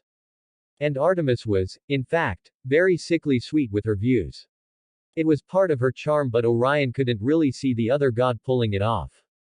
Despite how, objectively, cute he looked. Although being cute and being a guy probably wouldn't win him much. Then again, the world had changed and there were servants from different times gathering around. So it was entirely possible that this poor soul would find one he could lose his virginity to. He wouldn't make any bets on it though. The poor guy was blushing at the thought of holding hands. Ash's shoulder barged into the werecat at breakneck speeds. The sound of crunching bone as his armored body slammed into the beast indicated that damage had definitely been done. The nearest werecat span around to face him, barely having a moment to look surprised before he took its head off with a single swing of his sword. The others were quick to cotton onto the fact they were under attack, although they were far too slow to react completely. Mash struck another werecat in the back of the head with the tip of her shield, the skull caving inwards with a meaty thud and the beast dropping to the ground instantly. the girl the span on her heel and swung the shield upwards in an arc and slammed it into the chin of another of the beasts. The animal flipping due to the force before faceplanting into the ground. As it attempted to get up, she pulled her sword from its scabbard and thrust it through the back of the creature's head. Backhanding the axe with enough force to wrench it from its grip, Ash threw his then free arm forwards and latched his palm onto the front of the beast's face. The werecat had scarcely a second to register the sudden build-up of heat before the explosion of fire erupted from the unkindled's hand and consumed the werecat's head in a ball of orange before it collapsed backwards. The saber lowered his arm and looked around, nodding to Mash as she pulled her sword free and sheathed it again and turned to the saber and giving her own nod. She then looked away and towards Ritsuka as he came to a stop near them. Hostiles eliminated, Senpai. Ritsuka looked at the bodies for a few moments before he shook his head. I think I'm getting too used to the sight of mythical beasts from history being killed. He wondered aloud before he moved towards the tree. Hello. Is there someone up there? He shouted up through the branches. For a few moments there was a rustling before a shape fell down. The three took a step back as the man pushed himself up to his feet and looked around at them before at the corpses. Dressed in a simple brown tunic with a face which felt just about average, the brown-haired man stared at the corpses in surprise and then looked to the group. Why you killed them?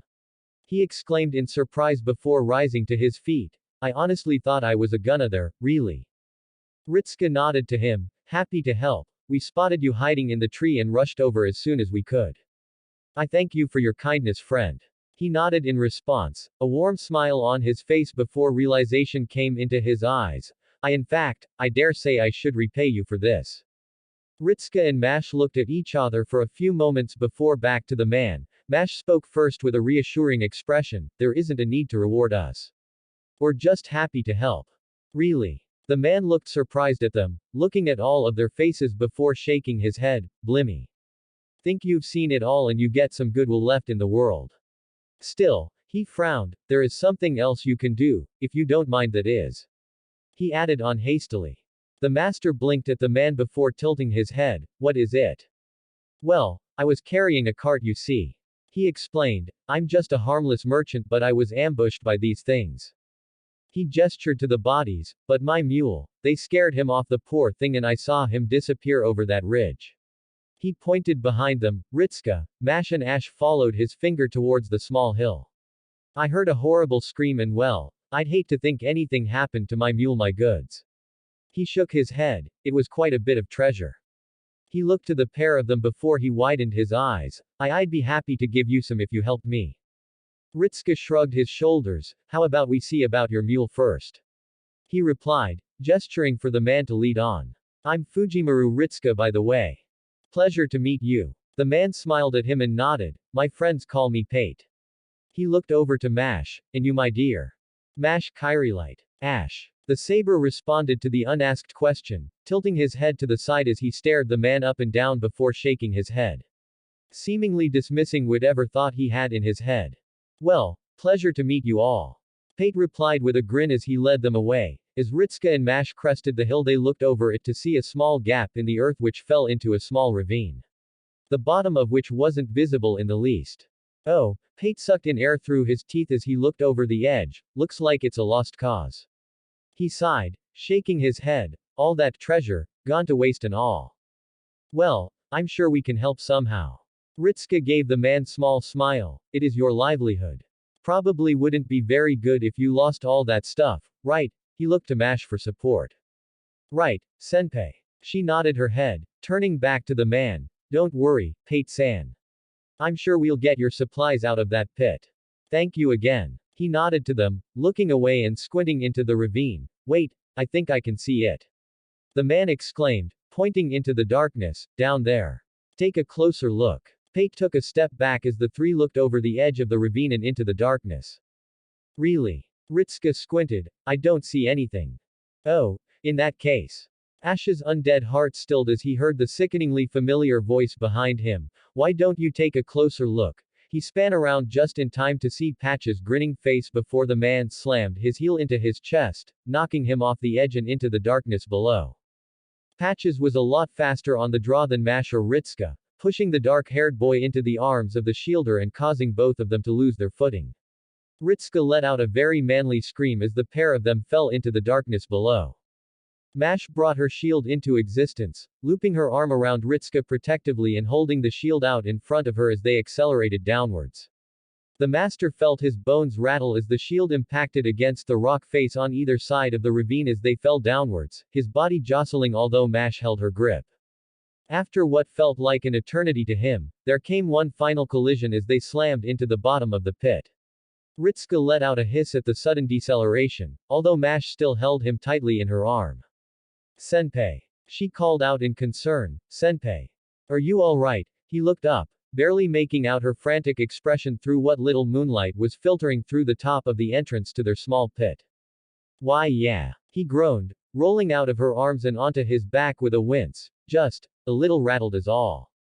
Patches. The two of them turned to see the outline of Ash stood up and glaring upwards, so help me.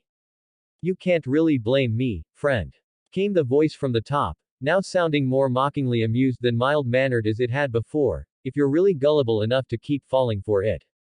Patches clicked his tongue, shaking his head. Honestly, it seems human nature very rarely changes wherever you are. Always someone being far too greedy for their own good. You've only yourselves to blame. Gee greedy. Mash squawked in shock, we were trying to help you. And yourselves as well. Patches retorted, I saw the way your eyes all lit up when I said treasure. He chuckled, pushing himself to his feet, but don't worry, I'll be sure to make use of whatever trinkets I pull from your corpse. The man let out a final laugh as he disappeared out of sight. Why that? Mash let out a small growl before shaking her head, looking more downcast. Sorry, senpai. I let my guard down. No. Mash. Ash shook his head, turning to her, this is my fault. Considering he's already gotten me 3 times now, I really should have been more adept at seeing the signs. So, Ritska coughed, cringing as he got back to his feet and rolling his shoulders, that was Patches, huh? Indeed. Ash nodded with a sigh, that was Patches. He hasn't changed that much either. So. Now what? Well, I would suggest climbing. A new voice called out from behind Ritska, the boy letting out a squeak and spinning around while his 2 servants prepared themselves for violence. When a sudden light illuminated the darkness, the servants instantly lowered their weapons at the sight of a familiar figure. Solaire. Ritska barked out in shock. The Sun Knight stood in front of them with a torch raised high. What are you doing here? The same as you, I imagine. The knight sighed. In truth, I have been here for quite some time. Are you stuck, Solaire-san? Mash asked with concern, looking back up the rock face and frowning at it. Well, not in the way you would understand it. The man replied with a small shrug, it would be better if I showed you. He turned away from them and gestured further along the small path they were on. The Chaldeans looked at each other before they shrugged and followed after the knight. Should probably let Gwendolyn know what happened. Ritska muttered to themselves. And then you clasp hands and looking longingly into their eyes. Artemis exclaimed with a faint blush on her cheeks, after that is done. You can finally interlock fingers. Gwendolyn nodded his head, hastily scribbling down notes while Orion rolled his small bare eyes at them. I know you have only done this to distract me from my brother. He eventually spoke to the pair of them in a soft tone, I appreciate it. I'd say this is some pretty important stuff. Orion pointed out before he let out a sigh, although what you're learning is a little tame. Tame. Gwendolyn parroted, I am finding Lady Artemis' information to be most valuable, certainly better than Gwyn. He cut himself off, better than another source of information regarding physical matters.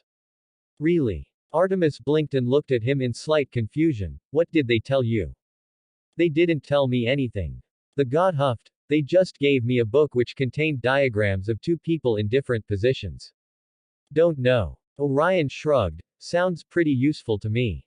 He went on with a small chuckle. It isn't when you don't know anything about physical relationships.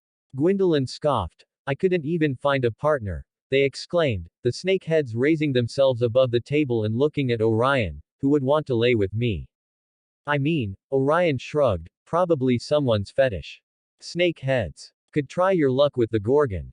He suggested with a slight wince, although they are a monster so. HMPH, likely makes 2 of us. He mumbled, regardless. Gwendolyn. It's Ritska, listen we ran into Patches. Excellent. Gwendolyn replied, we can be done with this fiasco and dole out justice. Why yeah, listen, about that. What? Well. Ritska cringed in discomfort, earning a brief look of concern from Mash. His expression remained tense for a few more moments before he let out a sigh. Is something wrong, Senpai? The shielder asked with a worried tone of voice. Ritska let out a nervous chuckle in response. Gwendolyn had some, choice words. Oh. Ash sounded very disinterested. How wonderful. Still traveling with the Lord of the Moon then. Solaire called back to them, you have a great many strange friends about you, young Ritska. The knight let out a jolly laugh as he finished his sentence. Why yeah, real menagerie. The master responded with a sigh, where are we going? Just up ahead. Solaire replied. The group had long since moved into a tunnel as they followed the Sun Knight. Although that was mainly because their options were somewhat limited when it came to escape. Solaire led them through the tunnel system, the group eventually coming upon a literal light at the end of the tunnel as they moved into a chasm where the top was exposed to the elements. The group looked up to see the stars shining down on them. Is this the way out? It could be. Solaire replied distantly, then pointed further down, but look. Ritska followed the man's finger and blanched. In the center of the cave were a pair of large multipart animals. Chimera. Mash hissed in shock, staring at them with wide eyes. She scanned the rest of the cavern before they fell on something. Look Senpai, she shouted at him, our supplies. Ritska focused on what she had spotted and, sure enough, he quickly caught sight of nearly a dozen crates with the Chaldea logo stapled onto them.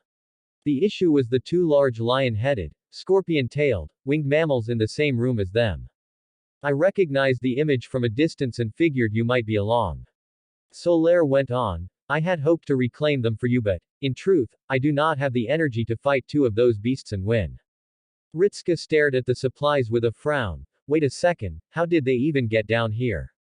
I thought the Patches guy stole them. Patches. Solaire tilted his head, these supplies have been here longer than myself and Patches. That threw everyone for a loop. What? Ritska blinked at the man, run that by me again. Despite whatever you might believe, Patches has only been here a little over a day.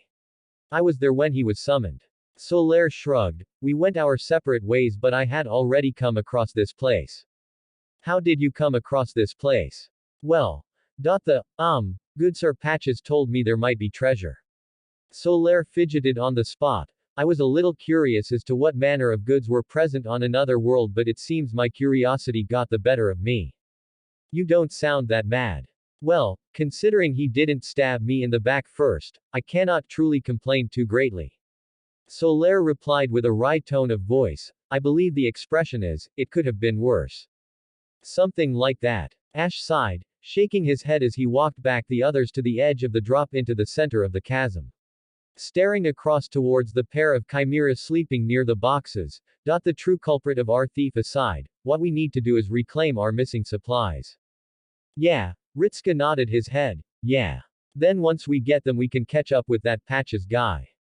I agree, Senpai. Mash nodded her head with a determined expression, I have several scolding remarks which I feel as though I should deliver to him.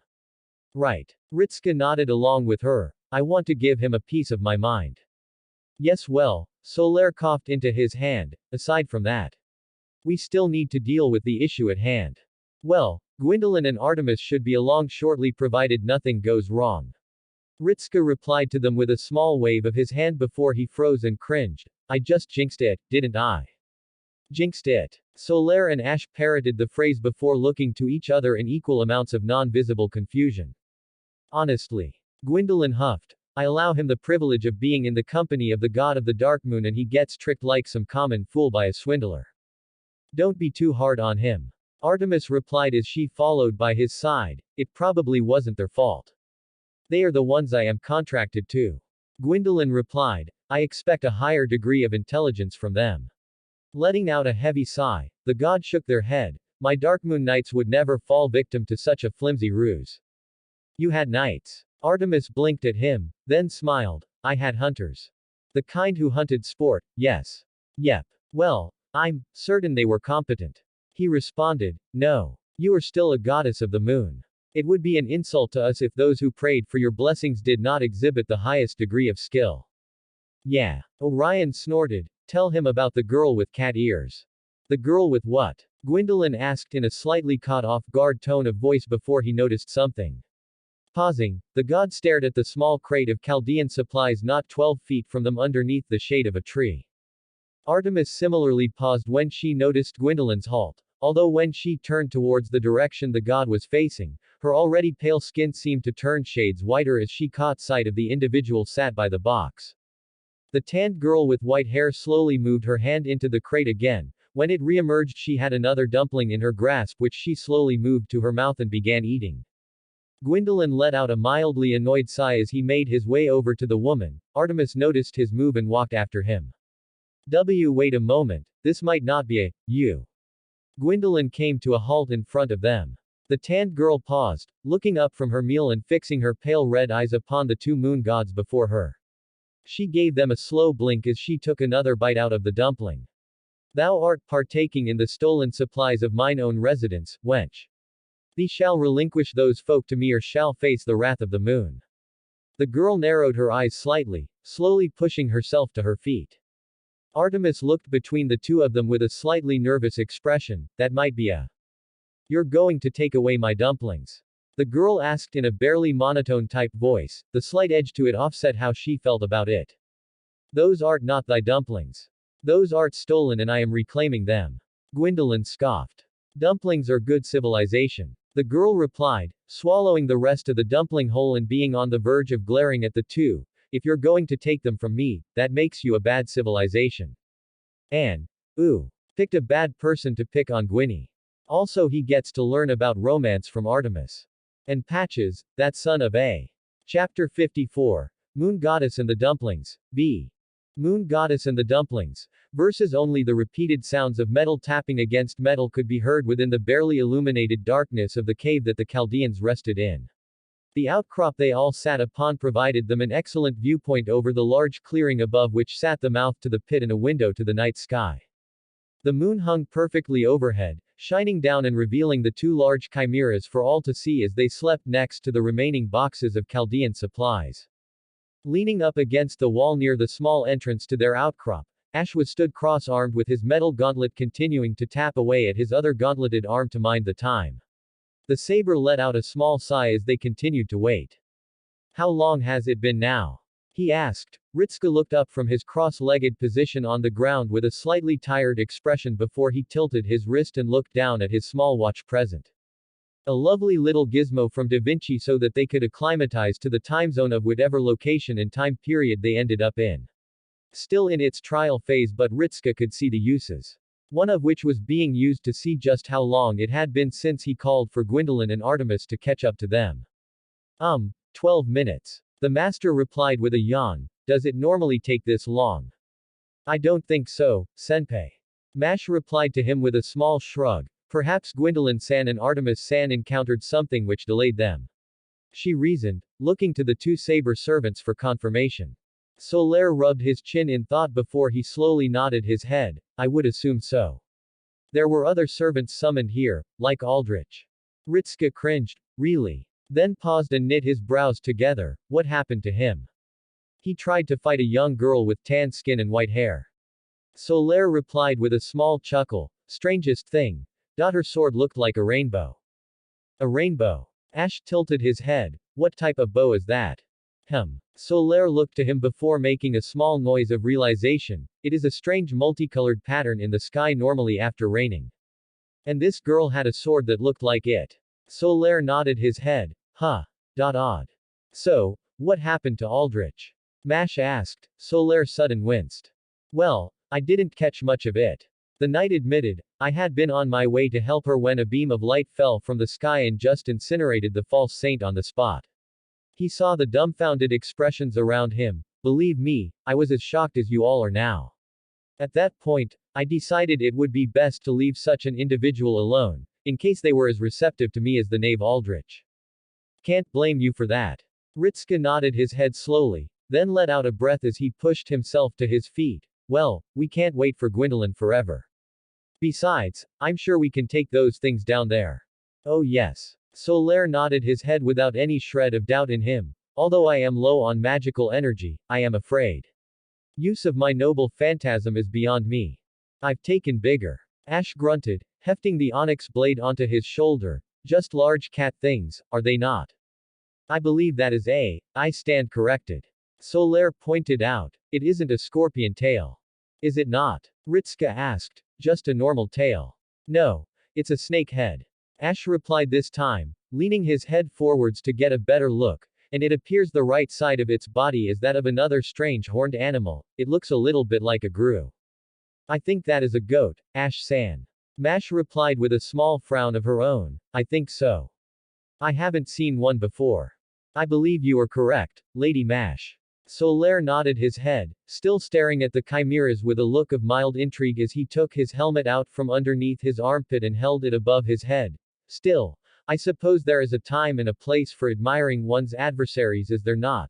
He joked as he rested the helmet on his head. His sun-shaped shield flashed into existence on his left arm while his right clasped the handle of his sword. Probably right. Ritska nodded his head. So how are we gonna do this? Same way I always handle these situations. Ash replied, readying his greatsword and taking a step onto the edge of the outcrop, by simply walking up to them. Ash-san, I don't think that's a. Mash's protest was cut off when the saber walked off the edge of the drop and fell towards the ground. The sound of his armored boots slamming into the rocky floor with enough force to crack them instantly woke up the two chimeras. Ritska gaped at the saber from above the ridge. How was that a plan? Simple plans work wonders. Ash called back, flicking his sword and coating it in black flames as he advanced on the two beasts. Two different sets of heads turned to glare at him, the beasts slowly rising to their feet and flapping their wings in a menacing manner. He's right, you know. Solaire brought Ritska and Mash's attention to the Sun Knight as he strode past them. We do it all the time in Lordran. Before Ritska could even debate that particular issue, the saber followed in the footsteps of his counterpart and dropped to the ground.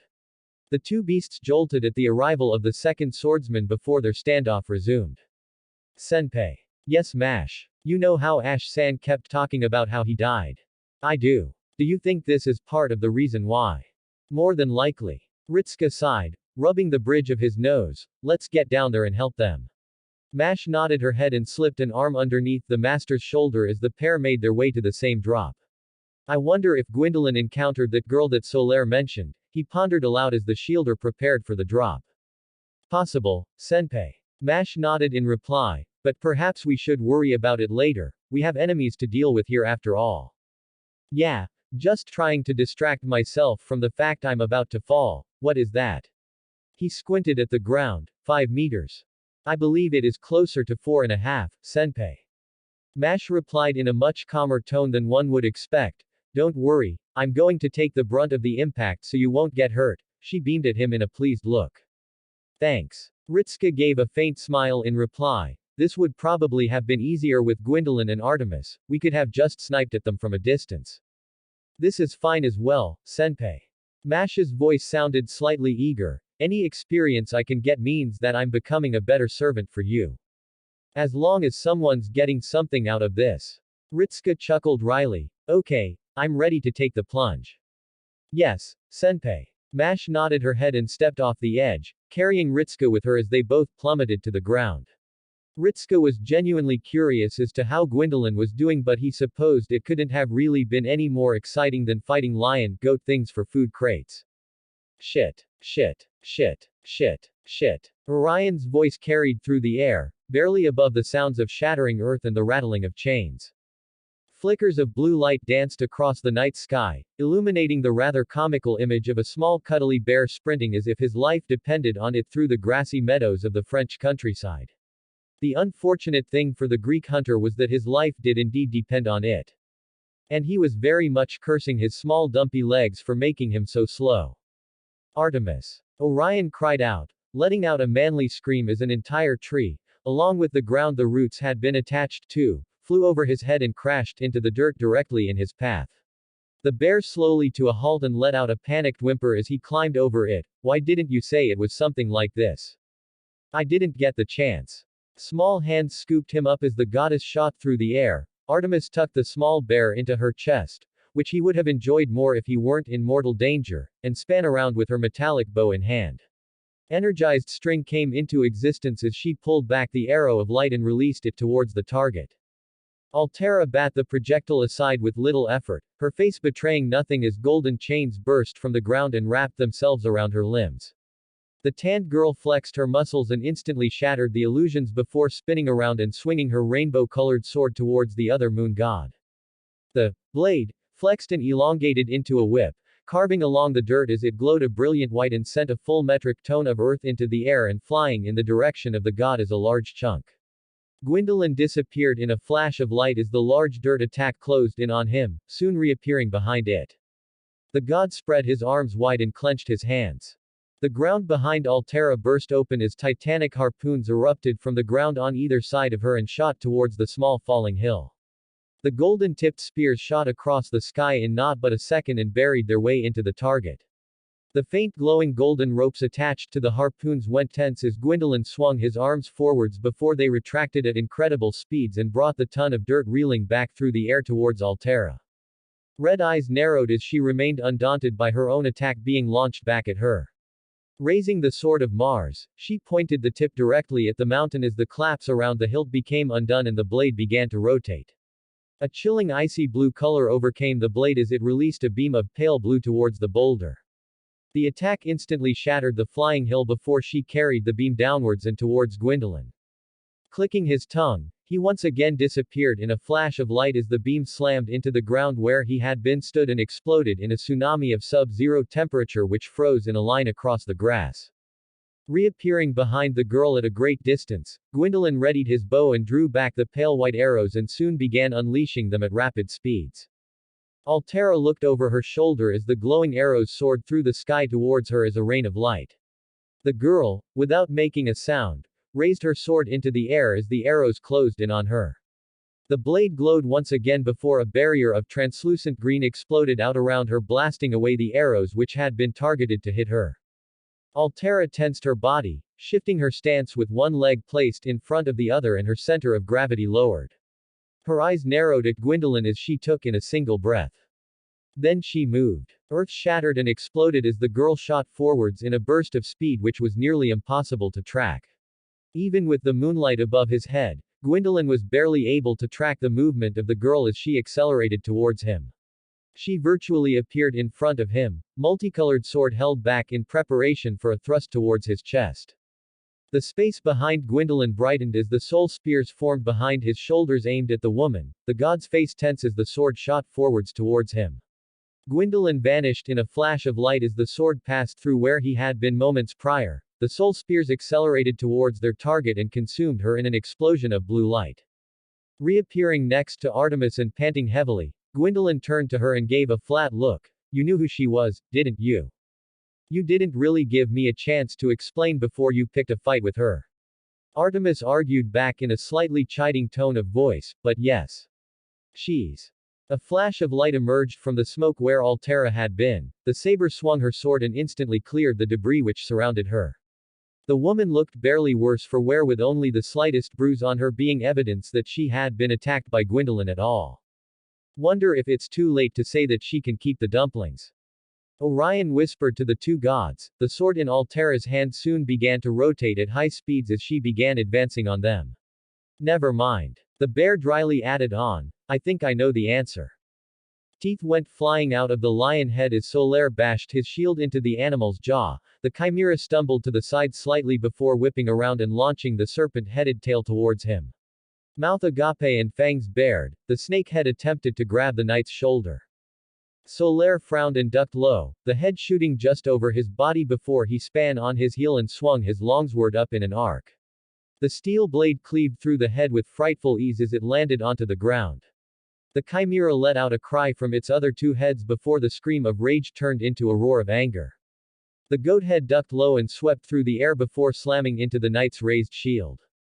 Letting out a small grunt of surprise, Solaire found himself sent stumbling backwards by the force of the blow as the chimera jumped back to face him fully.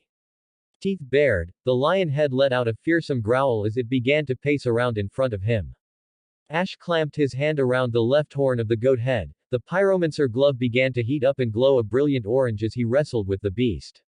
The chimera let out an irritated growl as it sprinted across the cave and slammed the unkindled directly into the wall. The saber grunted as his back crashed into rock and his sword was blown from his hand. All it allowed was for him to pull his now free right arm back and clench his hand into a fist and deliver a savage haymaker onto the goat head. The animal let out a pained whimper as, in tandem with the punch, he snapped the horn from the top of the animal's head. The chimera screamed, the snake head lashing around towards the unkindled. Ash grabbed it by the neck and slammed it into the neck of the goat's side before stabbing the horn through the tail and into the body.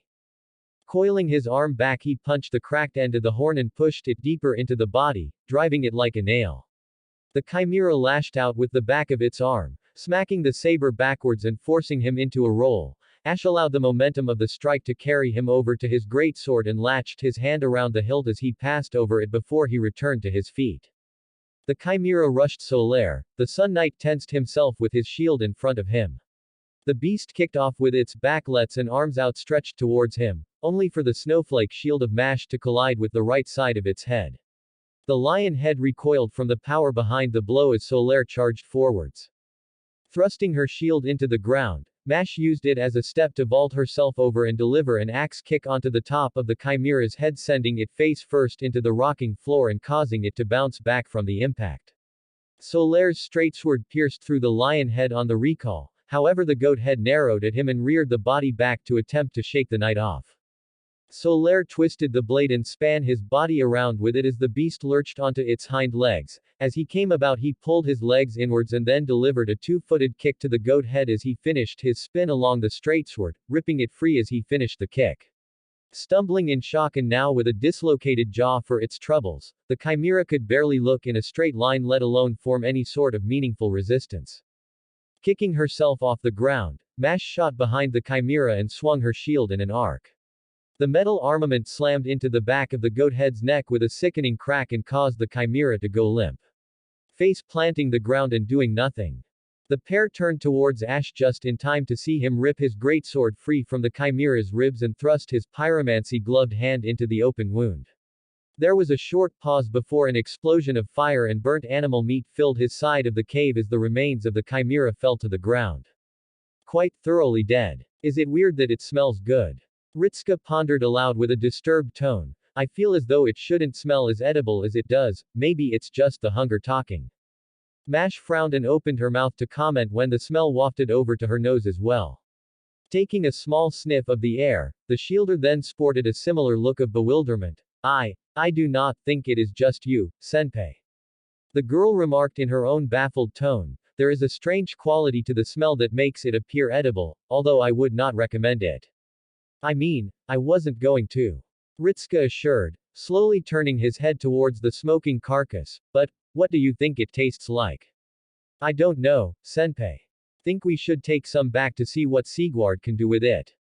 Ritska quizzed, earning a snort of amusement from Ash.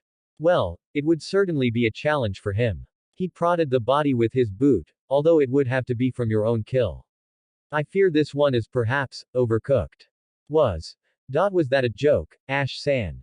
Mash asked with a mildly amused look. The saber turned to her and gave a small nod. It was. I have been trying my hand at humor. I feel as though it's getting better. I wonder if it is a sense of irony that you are debating the concept of eating the monsters that stole your food. Solaire questioned aloud as he crossed his arms and gave a thoughtful hum. Still, I am gladdened to see that we have prevailed. Soon letting out a joyful chuckle. But then again, these mindless creatures stood no chance in the face of jolly cooperation. Ritska couldn't help but laugh at the saber's bizarre enthusiasm, something Mash shared as she also sported a smile in the direction of Solaire before turning her head towards the corner of the cave. Senpai, we should probably prepare these crates for transport. Yeah, but I'm not leaving this singularity until we find Patches. Ritska remarked with a sour expression. We wouldn't be in this mess if he hadn't pushed us down here in the first place. But, senpai. Mash titled her head as a thought came to her. If he hadn't pushed us down here, we wouldn't have found the supplies. Silence settled in the wake of her statement as Ritska looked thoroughly dumbfounded before he scrunched his face up. No, that's not. But, wait a second, he mumbled to himself, then looking towards Ash. He wouldn't. The saber remained silent for a few moments before he sighed. Yes, it is very much like patches to push you onto the right path, although it's difficult to determine whether or not it is truly happenstance or if that is his intention from the beginning. Ash scratched the back of his helm, looking less confident than before. In truth, I do not believe even Patches is aware of what he does. So, he didn't mean to try and kill us. No, he probably did. Ash replied instantly, causing Ritsuka's expression to flatten and Mash to cringe, but considering we didn't, perhaps he does such efforts so that if you survive the encounter he can actually claim he helped you. But Mash snapped her mouth shut and knit her brows together. That seems quite sneaky, Ash-san. It's Patches. Ash shrugged in response, it's fairly commonplace for him. Looking away from the shielder and towards Solaire, Ash noticed the saber sheath his sword and make his way towards the crates. You are going to help. It is the least I can do after coming this far. Solaire replied with a mild chuckle, besides, there are quite a few boxes to move and truthfully, I do not see the Lord of the Dark Moon offering his aid in manual labor, provided he even arrived in time to assist you. Thank you, Solaire-san. Mash bowed her head to him as she placed her shield face up onto the ground before moving over to the boxes. I think it will go much faster with your help. Indeed. Still, I am curious as to what is truly keeping your other companion. Perhaps he decided to speak more with Artemis.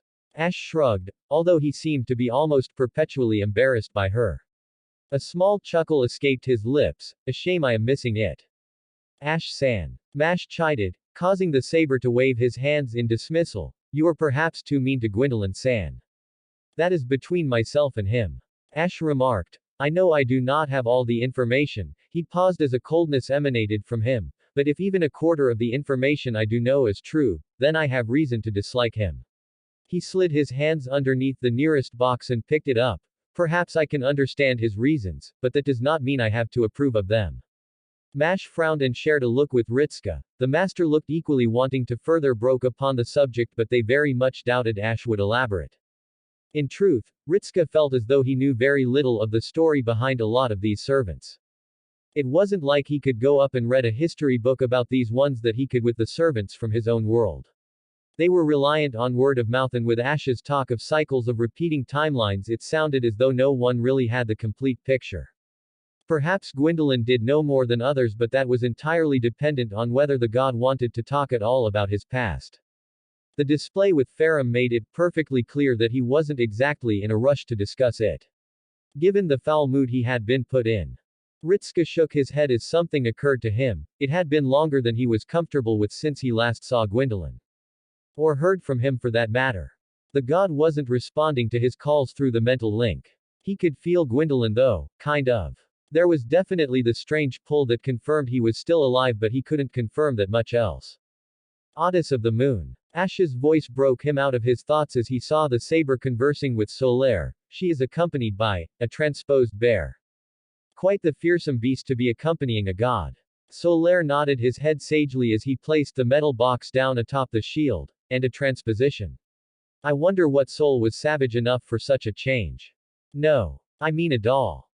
What? It's a human inside a doll of a bear. I see. Solaire slowly nodded his head. In that case I pity the man greatly. One wonders what crime he committed that had the Lord do that to him. Artemis-san and Orion-san are actually in love. Mash piped up. Although Artemis-san hijacked the summoning and forced Orion-san into the cuddly bear toy. Oh. Solaire didn't look as though he knew how to respond to that. Well, I would like to say it is not the strangest thing I have encountered, but I believe that would not be entirely truth. Still, two lords of the moon. That must be a sight. Well, it's something. Ash gave a wry chuckle in response, however they do seem to be taking their time. They are both lords of the moon and directly under its light. Solaire pointed out. I doubt there is very much that could challenge the pair of them. Perhaps the strange girl with the odd sword, but I doubt it. Yeah. Ritsuka gave a curt nod. I'm sure they're fine. We're in deep shit. Orion bluntly put as he stared at the two gods in front of him. Gwendolyn had crafted a smokescreen and then concealed their presence from Altera. Although it wouldn't last for long, I say we scram and let her have the weird food. I cannot. Gwendolyn huffed. My pride as a lord will not allow me to be stolen from on a festival towards my own authority. We are trying to collect all the dumplings, darling. Artemis also went on. Although fighting Sephir wasn't really on the agenda, she muttered under her breath before a beaming smile of confidence overtook her face, but I'm sure the power of our love will see us through. Especially with the moon shining on us, right? Orion slowly craned his head away from Artemis and towards Gwendolyn. We're all gonna die. Stop that. The god rebuked, one of his snake legs prodding Orion in the chest before it slithered away from him. I am captain of the Dark Moon Knights and Lady Artemis is, goddess of chastity. So are you from the sounds of it. Is now really the best time for your acts of stupidity? I'm trying to calm down from the literal fucking god killer chasing us around for out pelts. Orion shouted back in a panic, excuse me for trying to find some levity. Darling. Artemis frowned, don't shout. Gwendolyn, don't be rude. She chided the pair of them, now even if we wanted to escape I doubt we could. She's like a predator. She has outscent now. She's not going to stop until she's destroyed us. You just had to insult her to her face, didn't you? Orion deadpanned at Gwendolyn, the snake legs hissed at the bear, the small stuffed animal waved its tiny wooden club in response. Yeah, back you little belly draggers. Gwendolyn let out a sigh. Fine, so we have to deal with her then. Pretty much. Orion sighed, any ideas? We could try using our noble phantasms. Think you could try it before she guts us like fish or other serpentine-related sea animals. I am very pleased you find my disfigurement so amusing. Gwendolyn dryly retorted with a slight edge, but unless you can do much besides decorate the cot of a small child. Enough. Artemis scolded the pair, what is your noble phantasm anyway? Altera continued to pace around the countryside, eyes scanning everything around her. She was aware that the two gods could not have been able to get far from her, even with the Odd One's ability at teleportation. However, she could not allow them to escape because if they did they would inevitably return and steal her dumplings. That made them a bad civilization and therefore she had to destroy them. There was nothing more than should be discussed. Her instincts blared to life as she spun on her heel, eyes narrowed as a tall metallic suit of brass-colored armor seemingly phased into existence. Soon followed by another, and another, and another until she found herself surrounded by carbon copies of the same suit of armor. They charged her. Altera ducked low as the first halberd swung towards her head, the weapon passed above her with frightful ease. The suits of armor were slower than her. Much slower. She swung her sword in a backhanded strike and slammed the blade into the suit. The sword of Mars instantly cleaved through the armor and caused it to vanish into thin air. Solid constructs then. Like the odd chains the god had summoned. Altera began to methodically work her way through the enemies which surrounded her. They were slow and, while admittedly strong, were nowhere near as strong as she was. Flexing her arm, she swung the sword outwards and allowed the blade to flow freely in its whip-like state. The multicolored blade slashed through the air upwards and sliced through the nearest suit of armor vertically as she kicked off the ground and jumped into the air. Spinning through the air she soon got a better view of the golems as they turned to face her before she accelerated back towards the ground in a spinning attack. She slammed into the ground sword first and sent a pulse wave of light outwards from the point of impact, cratering the ground beneath her and launching the wave at the enemies surrounding her. The light vaporized the suits of armor instantly, their bodies vanishing into smoke before they even hit the ground. The dark of the night shall drown thy sins. A voice called out. Her head span in the direction of it to see the god with snake legs stood a great distance from her with their arms outstretched and facing the sky. The twilight of the moon shall deliver thy penance. Altera ripped her sword from the ground and made to charge before she noticed the air above the god shimmer as something slowly manifested itself above his head. She scrunched her eyes at the brightness as circular object soon took shape and beamed light directly into her face. Behold heretic, the dark moon shall swallow thee. Gwendolyn clenched his hands and finished the chant, fully solidifying the small moon he had crafted above them. The false night arrives. Blinking as she adjusted to the brightness, Altera furrowed her brows at the replica of the moon which hung menacingly in the air above the god. By her estimations it was a little more than 80 meters in diameter. Gwendolyn turned his head towards her, his hands still pointed skywards and held shoulder-width apart and fingers outstretched as if they were holding a rock above themselves. Face the dark moon's judgment. Gwendolyn's voice carried over from where he stood. Nightfall. He brought his arms downwards as the moon moved towards her. The object, which was easily 50 meters across, raced across the sky and towards her. Altera reversed her grip on her sword and turned her body so that the moon was racing towards her back, establishing connection with Mars. She thrust the pommel of the sword upwards as a thin beam of light shot forth from it and into the sky. A patterned set of circles formed in the sky, the largest hung the highest in the sky with a pale white coloration to it. The pattern remained in the air as Altera remained focused on it. The air around her soon started to swirl around violently as stray clumps of dirt and debris were buffeted by the approaching copy of a celestial body. Firing in 2 seconds. She span around, swinging her sword and pointing it towards the approaching moon. A brightness flashed in the sky before it seemed to grow in intensity as it raced downwards towards the earth. Teardrop photon ray. Came Altera's calm voice as the titanic beam of pure energy passed through the intricate pattern in the sky and bent towards the approaching moon. The beam collided with the illusion and exploded in a shower of bright light. The brightness easily overwhelmed the pair of them and released an explosion which had the ground rumbling before the blastwave hit. Altera's straight hair danced in the blast and became slightly disheveled as a result as the illusion of the moon vanished into the beam of light. Gwendolyn was sent flying from the blast, left wholly unprepared for the beam of light shooting down from the sky and aimed at his face. He wasn't injured, but he wasn't quite as durable as his opponent, it seemed. However, that was not a problem. In the event that he hadn't been able to kill the woman, he could still rely on another to do it. This is absolute bull. Orion commented, she blew up the moon. She blew up a copy of the moon, darling. Artemis commented as she floated high above the sky, she didn't blow up the actual moon. Still a moon. Artemis gave a playful giggle. Are you sad that the copy of the moon blew up because I'm the goddess of the moon? No, I'm terrified that she literally blew up a moon and we're now about to attack her. Orion dryly replied, but, well, if you're confident about this, then I guess I'll follow your lead.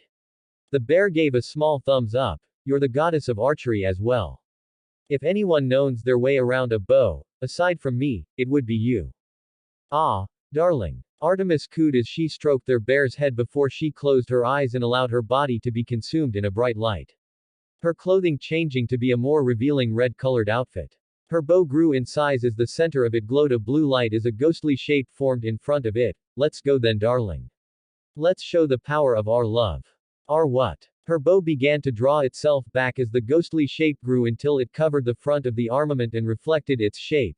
Tristar amore mio. The bow snapped forwards as the glowing projectile accelerated from her at breakneck speeds. The air around them cracked like a cannon. Calm down. Orion cried out. What the heck? The projectile carried on its course as it headed rapidly towards the ground.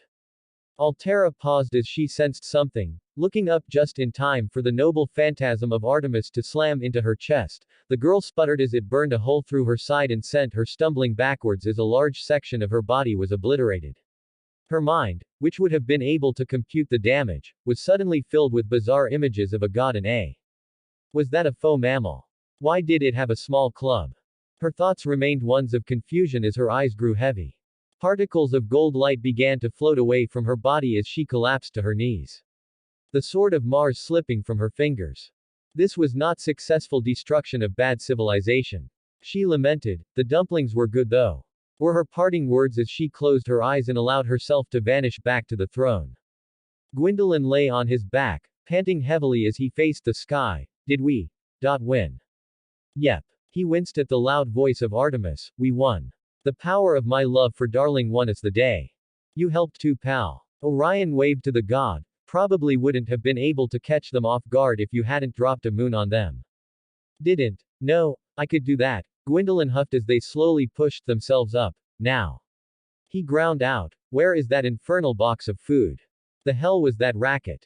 Ritska bellowed, hands still on his ears as he glared at the hole in the ceiling. They had been in the middle of sending their supplies back to Chaldea when they heard the sounds of explosions in the distance. Then there was a deafening roar of something before the ground shook beneath their feet. It had since been replaced by an eerie quiet. I do not know, Senpai. Mash called back to him. It sounded like a battle. Perhaps Gwendolyn did encounter someone. Ash pondered, hands on his hips and similarly staring at the hole in the cavern roof. Still, those were distant noises and yet they sounded quite fierce. Indeed. Must have been a struggle. Solaire affirmed. Not much we can do about it from down here though. No. Ash nodded his head, turning back to the other two. We best continue on our efforts too. Inali getting through. Ritsuka jumped and looked down at his communicator with wide eyes. He shared a surprised look with Mash as the familiar voice echoed out again. Hello. Fujimaru-kun. Mash. Our instruments went off the charts back here and it looks like the communicator is working again. Is it working? I mean, they should be able to hear. Carrie's voice was cut off by her yawn. The woman sounding very tired. Hear us just fine. Doesn't look like there's any more interference. Oh, good. Romani's relieved voice replied back to her, Fujimaru-kun. Roman. Ritsuka called out, a smile spreading across his face. Yes, we can hear you. Ah. Romani's voice sounded surprised for a moment before a screen flashed up. Ritsuka held his wrist out in front of him and allowed the hologram of the doctor to appear. Thank goodness for that. Tell you the truth, we've been a little worried on our end. Although considering we're still receiving supplies from the Ray Shift, I assume your mission was a success. Yeah, more or less. Ritsuka tiredly rubbed his brow. Feels like it's been a long day down here. I'm sure. Romani gave a faint chuckle in response. I don't suppose you can explain the readings we saw a moment ago, can you? They were reminiscent of the activation of multiple noble phantasms in short order. Ritsuka frowned before shrugging. Must have been Gwendolyn. He's not with you. Long night, Roman. Ritsuka held up his hand to stop him, and we've still got a certain person to find down here. Ah yes, we got Sasaki's message. Romani scratched his cheek and gave a wry smile. I almost thought to wake up the director to let her know, but I figured it would be best to wait until you contacted us before I did anything. Is it the person who might have Ash's weird box? Yeah, it's them all right. Ritsuka's expression was flat as he turned to look at Ash.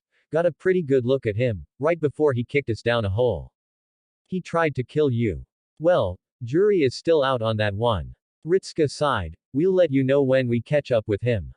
Now that communications are restored, we can at least call you if we run into any changes. We'll monitor you from back here. We'll let you know when all the food is accounted for. Talk later, Roman. Same to you, Fujimaru-kun. The screen shut off as Ritsuka let out a small yawn and covered his mouth. Are you alright, senpai? Mash asked, the concern in her voice obvious, and it brought a faint smile to Ritsuka's face. Yeah, just a little tired is all. He chuckled. Who would have thought going looking for missing dumplings would turn into an adventure all on its own? Still. I suppose it wasn't too challenging. That is true, senpai. Mash nodded her head with a smile. We haven't even needed to fight other servants yet. She paused and frowned, although we have yet to encounter Patches again. Turning to Ash, she called out to him, Ash-san. Is Patches the type to resort to physical violence? PFFT. Ash let out a poorly concealed laugh as he shook his head. Patches. Ha ha ha ha. No, he can fight, but he doesn't really do so whenever he's confronted.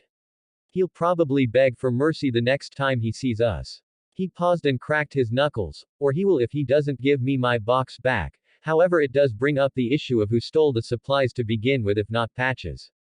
Ritsuka held up his hand to stop the saber. Let's just solve one thing at a time. Get the supplies back to Chaldea. Get Patches and then worry about who stole them. He looked around for support. Agreed. Sounds like a good plan, senpai. Mash nodded her head. I know the director would probably be happy you are prioritizing your goals. Ritsuka nodded his head in affirmation. Yes, he was trying to be organized. It wasn't because he wanted to give Patches a piece of his mind or anything. And it most certainly wasn't because he apparently had Ash's box of various other worldly weapons that he could just tell were going to be really cool to look at. It wasn't that at all. And, Part 5 done. Obviously making Part 6 the final part of the Moon Goddess event. So next time we're finally going to confront Patches. As for Altera, well, I gave you all a little fight to tide you over. Perhaps it was just me, but I felt as though you could all do with a little something for the length the event chapter has gone on for. Then again, it's 6 and they were a little quite long. Oh well. Chapter 55. Moon Goddess and the Dumplings. B. Moon Goddess and the Dumplings. B. The pillar of light shooting up from the shield signified the last of the supplies from the cave being sent back to Chaldea. Ritska and Mash let out a relieved breath before the boy pulled out his communicator and flashed up a screen. To his surprise, it wasn't Romani who greeted him. I understand you have successfully recaptured all our missing supplies. Olga's stern face spoke to him with mildly pleased look on her face. Excellent. The pantry is being restocked and we will perform a full inventory to see how much is missing and whether we will need to schedule a resupply shift in the near future. The woman brought a mug up to her lips and took a sip, earning a raised eyebrow from Ritska.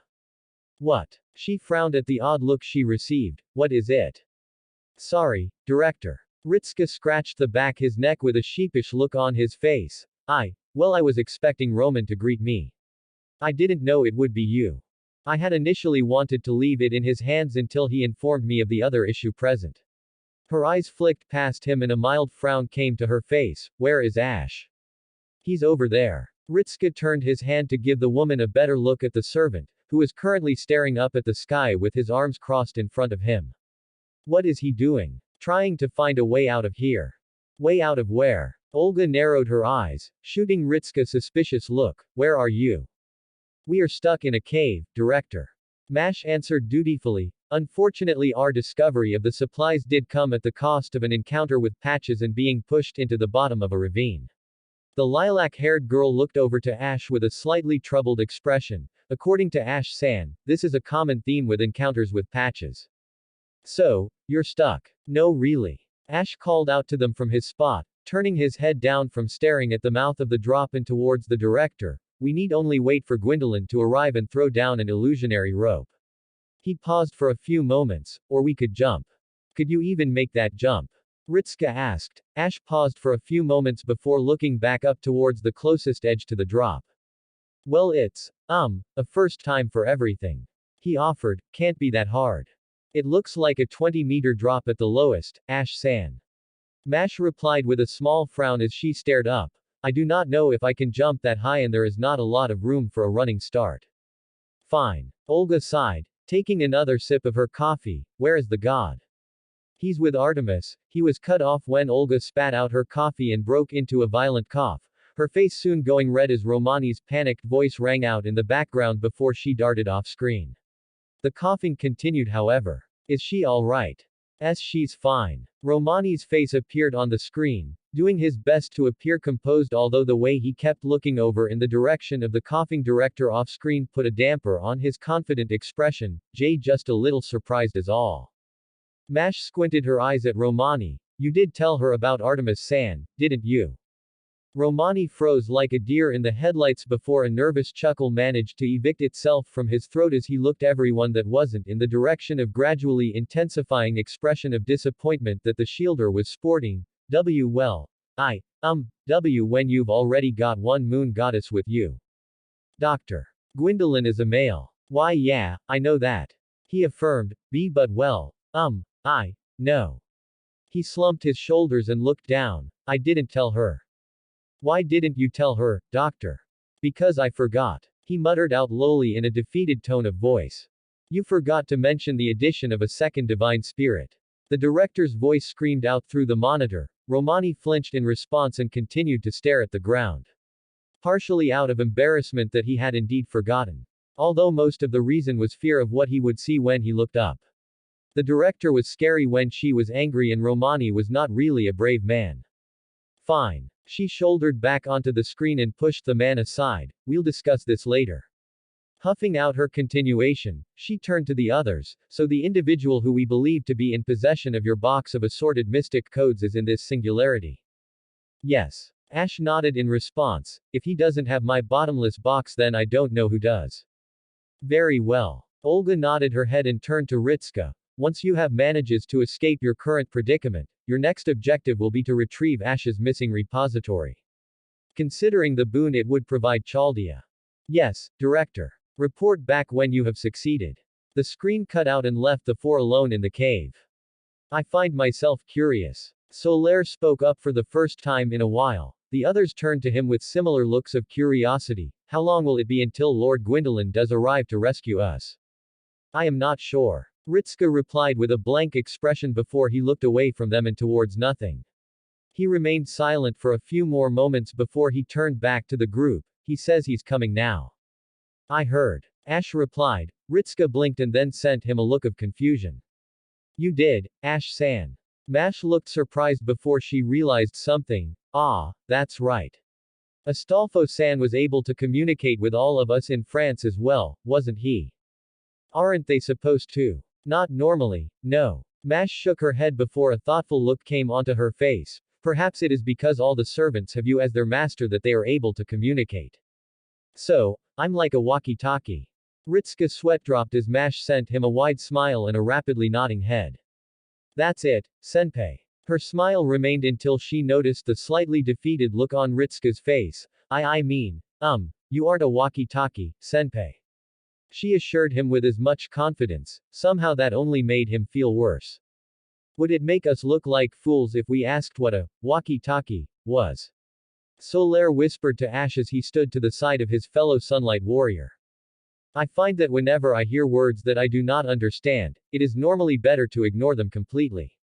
Ash replied to him in an equally quiet tone, unless I feel as though I am missing something of vital importance, it is possible that their description of walkie-talkie is like the soapstone messages, but carried through the mind. Ah. Solaire nodded his head and made a noise of understanding. Yes, that would explain much. The group waited for a further 5 minutes until a ladder seemingly manifested itself towards the side of the cavern, leading upwards towards the hole in the ceiling. That'll be Gwendolyn. Ash grunted as he made for the ladder. This is nostalgic. He mused as he grasped onto the first bar and pulled himself up before he climbed upwards. You mean climbing really high ladders? Ritsuka asked in confusion. It was further cemented when Solaire walked past him and offered a nod. Indeed, it was often that you could not go very far without encountering one in Lordran. The Sun Knight chuckled as he began to climb as well. I dare say that our world produces the best climbers of ladders. That sounds like a weird achievement to boast about. Came the reply from the master before he shrugged. Although given that our only escape is currently a ladder, I cannot really say it's useless skill right now. Turning to Mash he extended his arm. You can go ahead, senpai. Mash replied with a supportive look. If you fall it will be easier for me to catch you if I am behind. Ritsuka stared at her with a conflicted expression. I'm torn between being grateful at how much you are looking out for my well-being or being a little sad that you think I would fall. He mumbled to himself, causing the girl to freeze on the spot with wide eyes. I'll just go with the former. He chuckled, causing her to pout at him. That was mean, senpai. Hey. Ritsuka gave a single laugh as he began to climb. It's been a long night, let me have this. Mash gave a dry hum in response as she followed after him and began to climb up towards the outside world as well. Ash's armored hand clamped around the dirt as he pulled himself out of the hole. Pushing himself up he rose back up to his full height and stepped away from the ladder before taking in the sight in front of him. His eyebrow was cocked behind his helmet, although the palpable aura of bewilderment was apparent considering both of the gods gave him a tired look in response. Pal, Orion ground out with a tone of exasperation, it's a long story. I imagine so. Ash replied with a slow nod of his head. Does it relate to the loud noises we heard earlier? I'd say so. The bear chuckled. Missed a heck of a fight, you did. From the looks of things, I assume you are correct. He responded as he looked the two up and down. Feels like a trip down memory lane. Solaire's voice came from behind Ash as he crested the gap and reached the surface, walking off the ladder and towards his fellow saber. Lord Gwendolyn, it is pleasant to see you again. He bowed his head at the god. The lord offered a small wave of their hand in response before the knight turned away from him and towards the woman, starting in surprise at the way she floated a foot above the ground. Apologize, my lady. Solaire offered. I am afraid I might appear presumptuous, but as you have the aura of a lord about you I can only assume you are the Lady Artemis I have heard about. I am Solaire of Astora, most humble knight of the Sunlight Covenant. Yep, I'm Artemis of the Moon. She replied with a childlike gleeful tone as she pointed towards the pattern on his chest. I like the little sun you have on your armor, it reminds me a bit of Apollo with the funny face. Indeed. Solaire responded with a slow nod. Sir Ash spoke of you being a goddess of the moon. He pondered aloud before he came to a realization. Ah. You must be a goddess of this world, are you not? She is. Solaire stared down at the doll as it spoke in a masculine voice. I'm Orion, I'm a man in a bear toy. The knight continued to stare at the bear for a few moments before he slowly craned his head over to Ash. I thought you had exaggerated. I did not, much as I assume Orion wishes I had. Ash replied with a small shrug, not exactly a fate I would wish on someone. Quite so. Solaire muttered as he turned back to the bear, you have my sympathies, good sir. Thanks. Orion sniffled. Really, thank you. Darling is fine. Artemis giggled as she hugged the bear tighter, aren't you darling? You get to be around me all the time. Yeah, totally worth being stuck in a child's toy for a body. Before Artemis could reply, a heavy panting soon came to their ears. The group all turned their heads towards the ladder leading out of the cave just in time to see the sweating face of Ritska emerge from the drop. The boy was panting and had a slight flush about him as he dragged himself onto the ground and rolled down the slight incline until he was staring up at the sky and flat on his face. And no more ladders, he panted out heavily. His arms felt sore, and despite all the press-ups he had done with Verndari, it didn't matter much when he had spent virtually his entire time walking around only to then climb up a 20-meter ladder. That, and he hadn't eaten anything yet. Geez, kid. Orion chuckled. Can't have been that bad. Indeed. Solaire nodded before he cupped his chin and hummed. Although we undead do such activities all the time, that and we have a higher level of endurance to normal humans, perhaps it is more difficult than I imagined. Ritska sent him a dry look as he brought air back into his lungs. Might just be him though. Orion argued back as he pointed his little stumpy arm towards the ladder, she seems fine to me. Mash crested the drop completely before she shot Ritska a concerned look and jogged over to him. Are you alright, senpai? As for the girl herself, she looked no worse for wear despite having taken the same climb and done a great deal more physical exertion than the master over the course of the Singularity. Why yeah, Ritska panted out. Just give me a moment. Gulping in another mouthful of air, he slowly turned his head towards Gwendolyn and Artemis before his brows furrowed together. What happened to you? 2. Gwendolyn's once pristine white robes were torn in several spots and covered in dirt. One of the spokes of his helmet was flat out missing and there were signs of bruising along his arm. Despite looking better than Gwendolyn, Artemis was still covered in some light dusting of what looked like soot. In other words, they looked as though they had been through a fight. Thou should be. Gwendolyn trailed off and let out a tired sigh. Forget it. We found another of the missing supplies and fought to retrieve them from a servant. He explained. How many boxes of supplies? Ash tilted his head. 1. I see. He nodded his head. We found the rest of them. Gwendolyn exhaled through his nose. Is that right? Slowly turning his head towards the box behind him, he seemingly stared at it with disappointment. Thanks for recovering it though, Gwendolyn-san. Mash offered with a grateful look, obviously sensing the Lord's mild annoyance and hoping to abate him. Also, it must have been a tough servant for both you and Artemis-san to be pushed so far. She went on, gesturing to their current conditions. Yes, the god admitted after a few moments. Yes, I suppose that is true. Now, he turned his head back to them. Where is the pygmy cur who stole the supplies to begin with? Patches won't have strayed far from where we last were. Ash remarked as Mash helped Ritska get back to his feet. The unkindled crossed his arms and hummed to himself. If I were to hazard a guess, likely still waiting where the initial drop is. So, Ritska let out a breath as he looked around. That way. He pointed east, the direction they had traveled through the tunnels to reach the cavern they had just left. Well, what are we waiting for? He asked with a breathless smile. Do you want me to carry you, senpai? Mash offered with a faint smile. Ritska stared at her for a few seconds before he replied. I don't think that will be necessary. But thanks for the offer. Dumbass. Orion rolled his button eyes, passing up an opportunity to embrace a lovely maiden like ouch. Artemis silenced his comments by clamping her hand tightly around his fluffy head and squeezing with a fixed smile on her face. Patches liked to consider himself a man of reason through and through. Honest, he was. That meant that he knew when best to deal with whatever situation presented itself to him. If he needed to remind someone of the downsides of being greedy, then he would leap at the opportunity. It was best to remind everyone not to be too attached to earthly desires, that was the fastest way to hollow. Regardless, there were times when he knew when was a good time to be a teacher of sorts. And there were times to be appeal to one's reason and their capacity for forgiveness. There he is. A certain unkindled's voice heralded that perhaps it was time to take up the secondary approach to situations, you little rat. Or perhaps they weren't in a forgiving mood.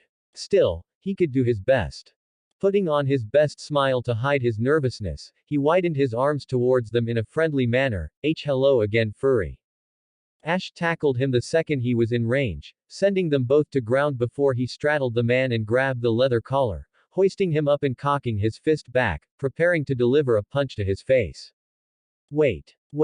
Patches pleaded with slightly wide eyes. Honestly, I didn't really mean it. It was a lapse in judgment, that was all.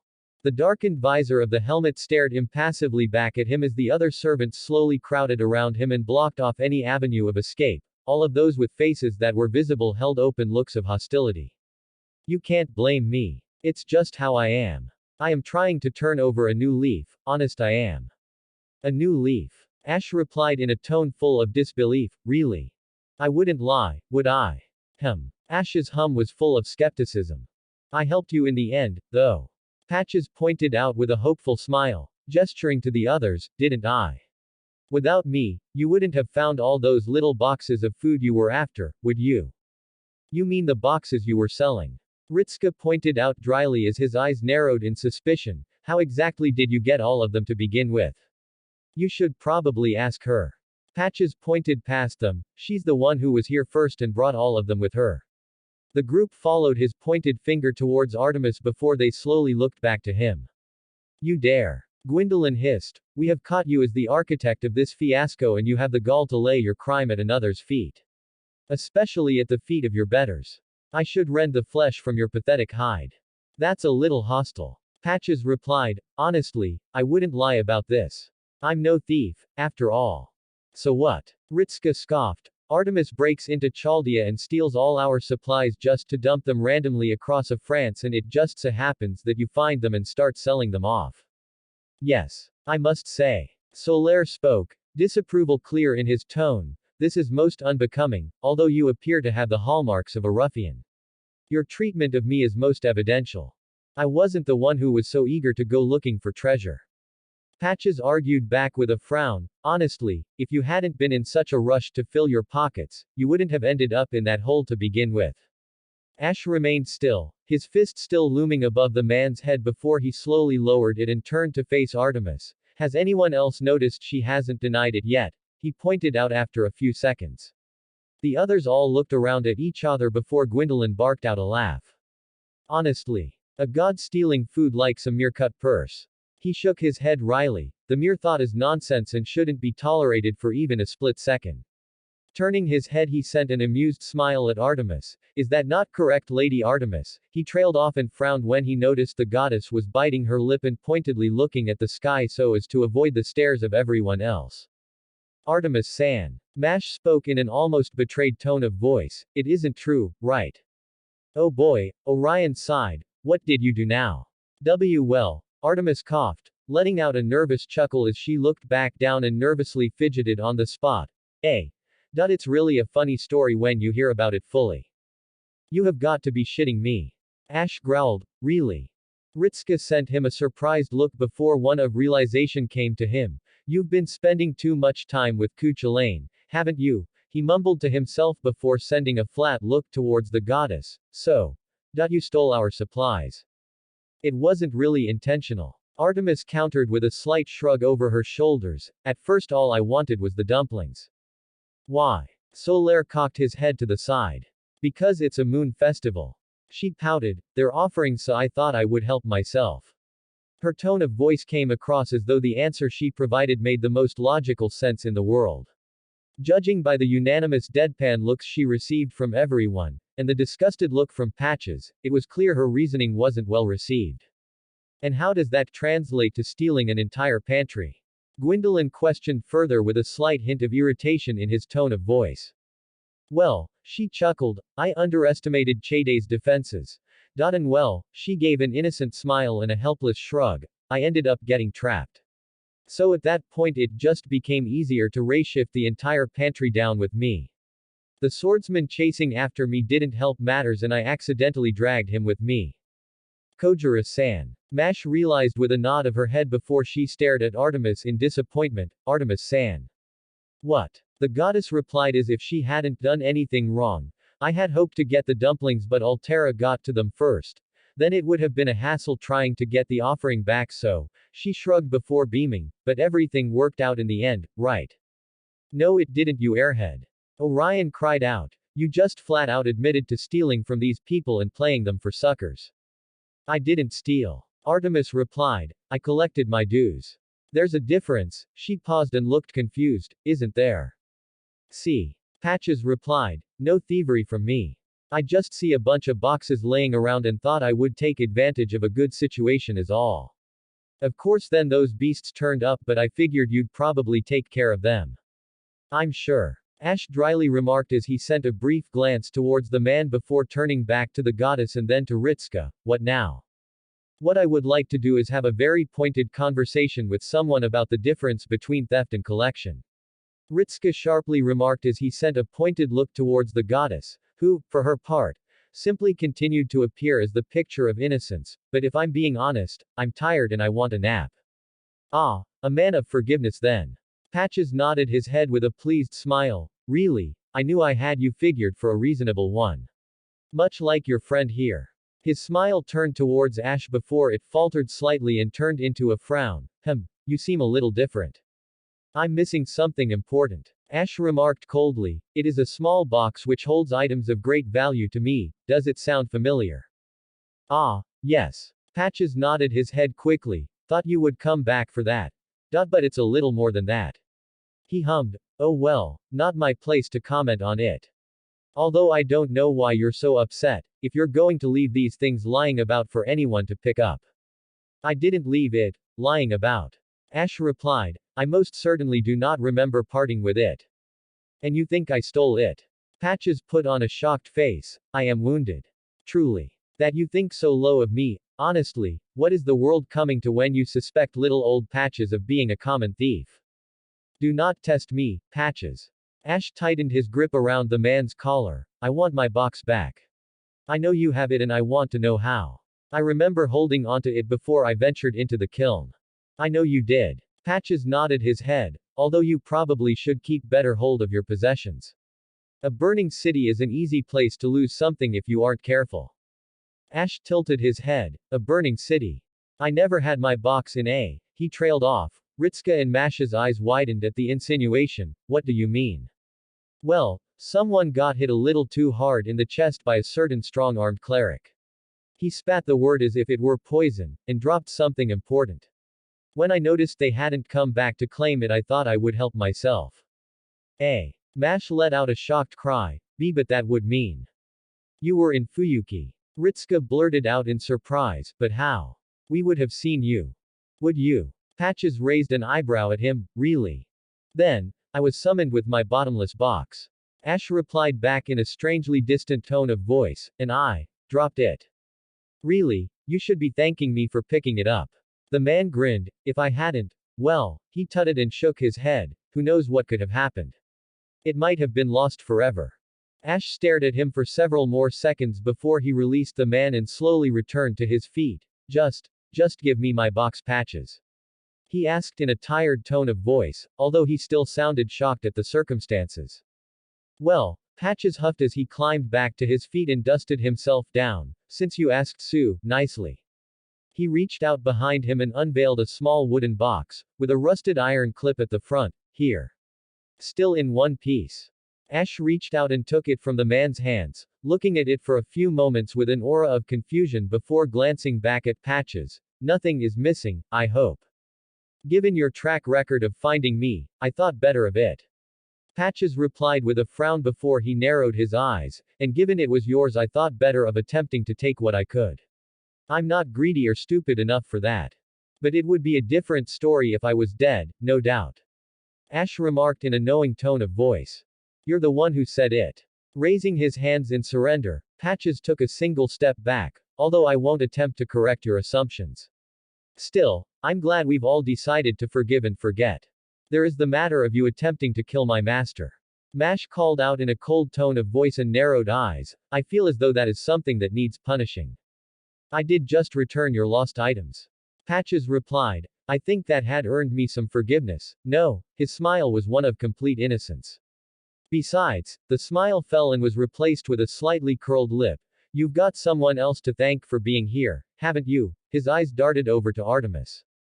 The goddess was still humming to herself despite the almost deadly glare Gwendolyn seemed to be aiming at her.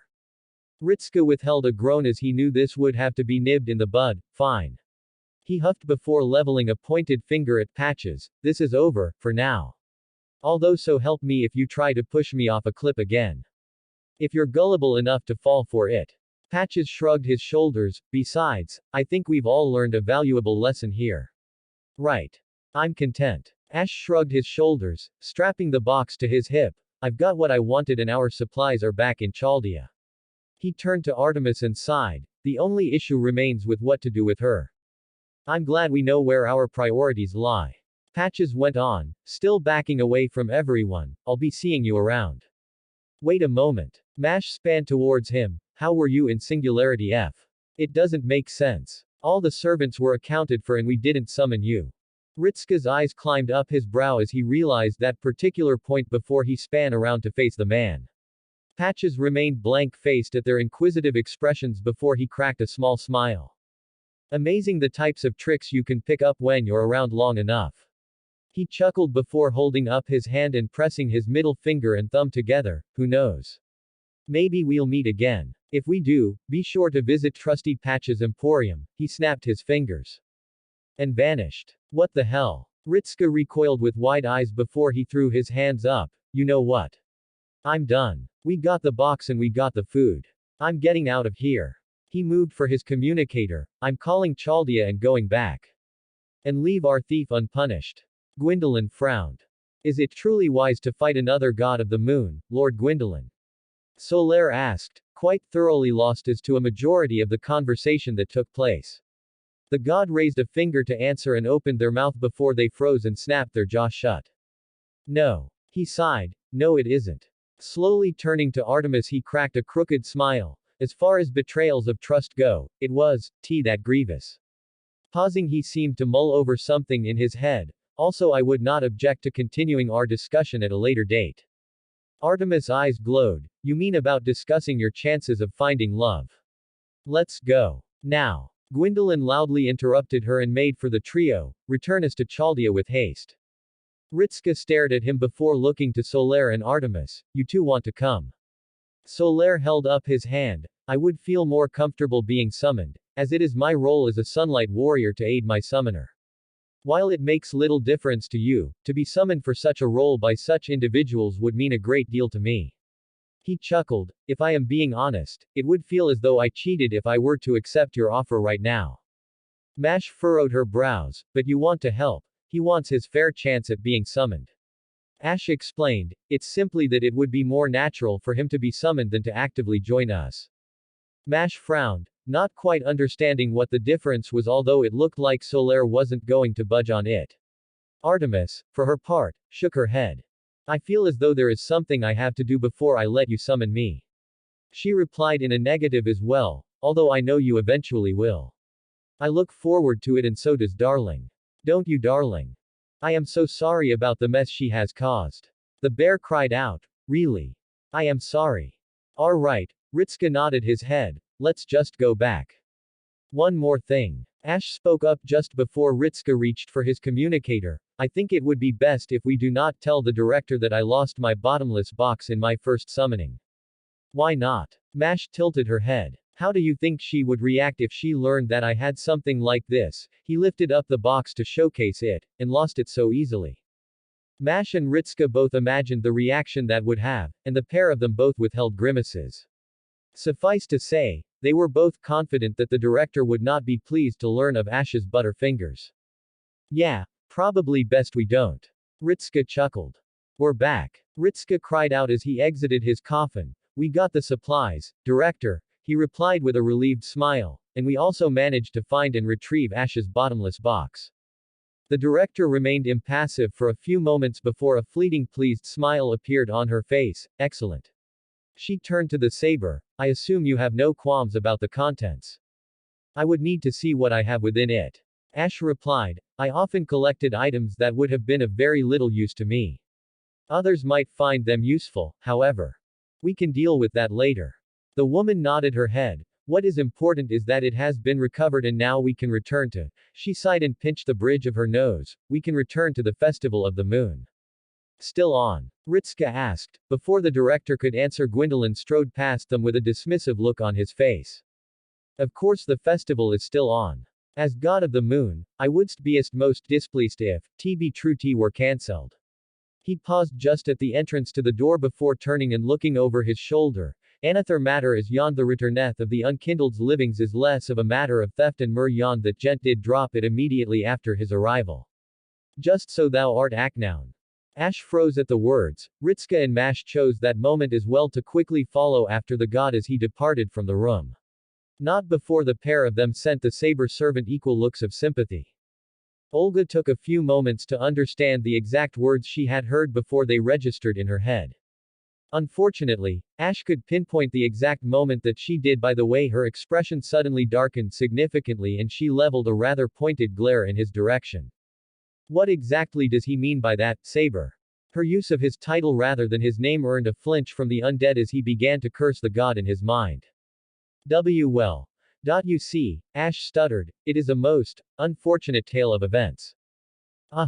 Olga gave him a flat look as she placed her hands on her hips and began to rapidly tap her foot against the ground, immediately after your arrival. Well, Ritska and Mash hurried through the corridors as they followed after Gwendolyn, the latter sporting a minor look of disapproval aimed at the god's back. That was mean, Gwendolyn-san. Mash chided. We agreed not to tell the director about Ash-san's unfortunate incident with his bottomless box. Gwendolyn paused and looked over his shoulder. I think you will find I agreed to no such thing. He pointed out before turning away and continuing his march through the hallways. Also, if he did not wish to become a victim of such situations, then he should not have been so eager to openly ridicule me. He went on, an unkindled should know better than to tempt a lord's wrath. Did you really hate the time you spent with Artemis, though? Ritska asked with a raised eyebrow. That doesn't matter. Gwendolyn responded instantly, her personality and being aside, while certainly insulting to me on a personal basis, it is still the principle of a lord being mocked by an undead. Such things cannot be overlooked. The god's tone took on a more vindictive air to it, that and I am the captain of the Dark Moon Knights, as such it is my duty to oversee the punishment of enemies of the gods. Ritska and Mash looked at each other as the god gained distance on them as they made for the room where the pair suspected most of the servants still were. Well, Mash spoke in a hopeful tone of voice, perhaps the director will be understanding of Ash-san. Perhaps. Ritska replied with a nod of his head. You dropped it where? The scream echoing through the hallway originating from behind them instantly put an end to that notion. Then again, perhaps not.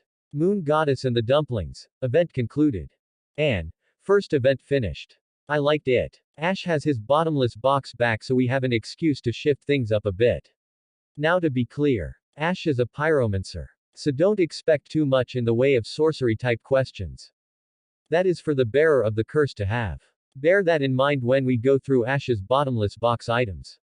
His intelligence and faith are both going to be at 25 because that is the highest requirements of the pyromancies, but he doesn't have either a catalyst or a talisman because he never used miracles or sorcery. Also, soul transposed weapons. Only Ash can draw out their full strength. Well, him an archer anyway. It's like if another servant picked up Excalibur. If it's a weapon with a passive effect like Gundar's halberd being indestructible, then it doesn't matter. But to actually use the full legend is something only Ash can do. Of course all other weapons are fair game. But they aren't noble phantasms, just really good weapons. Kind of like Kojira's sword. It isn't a noble phantasm.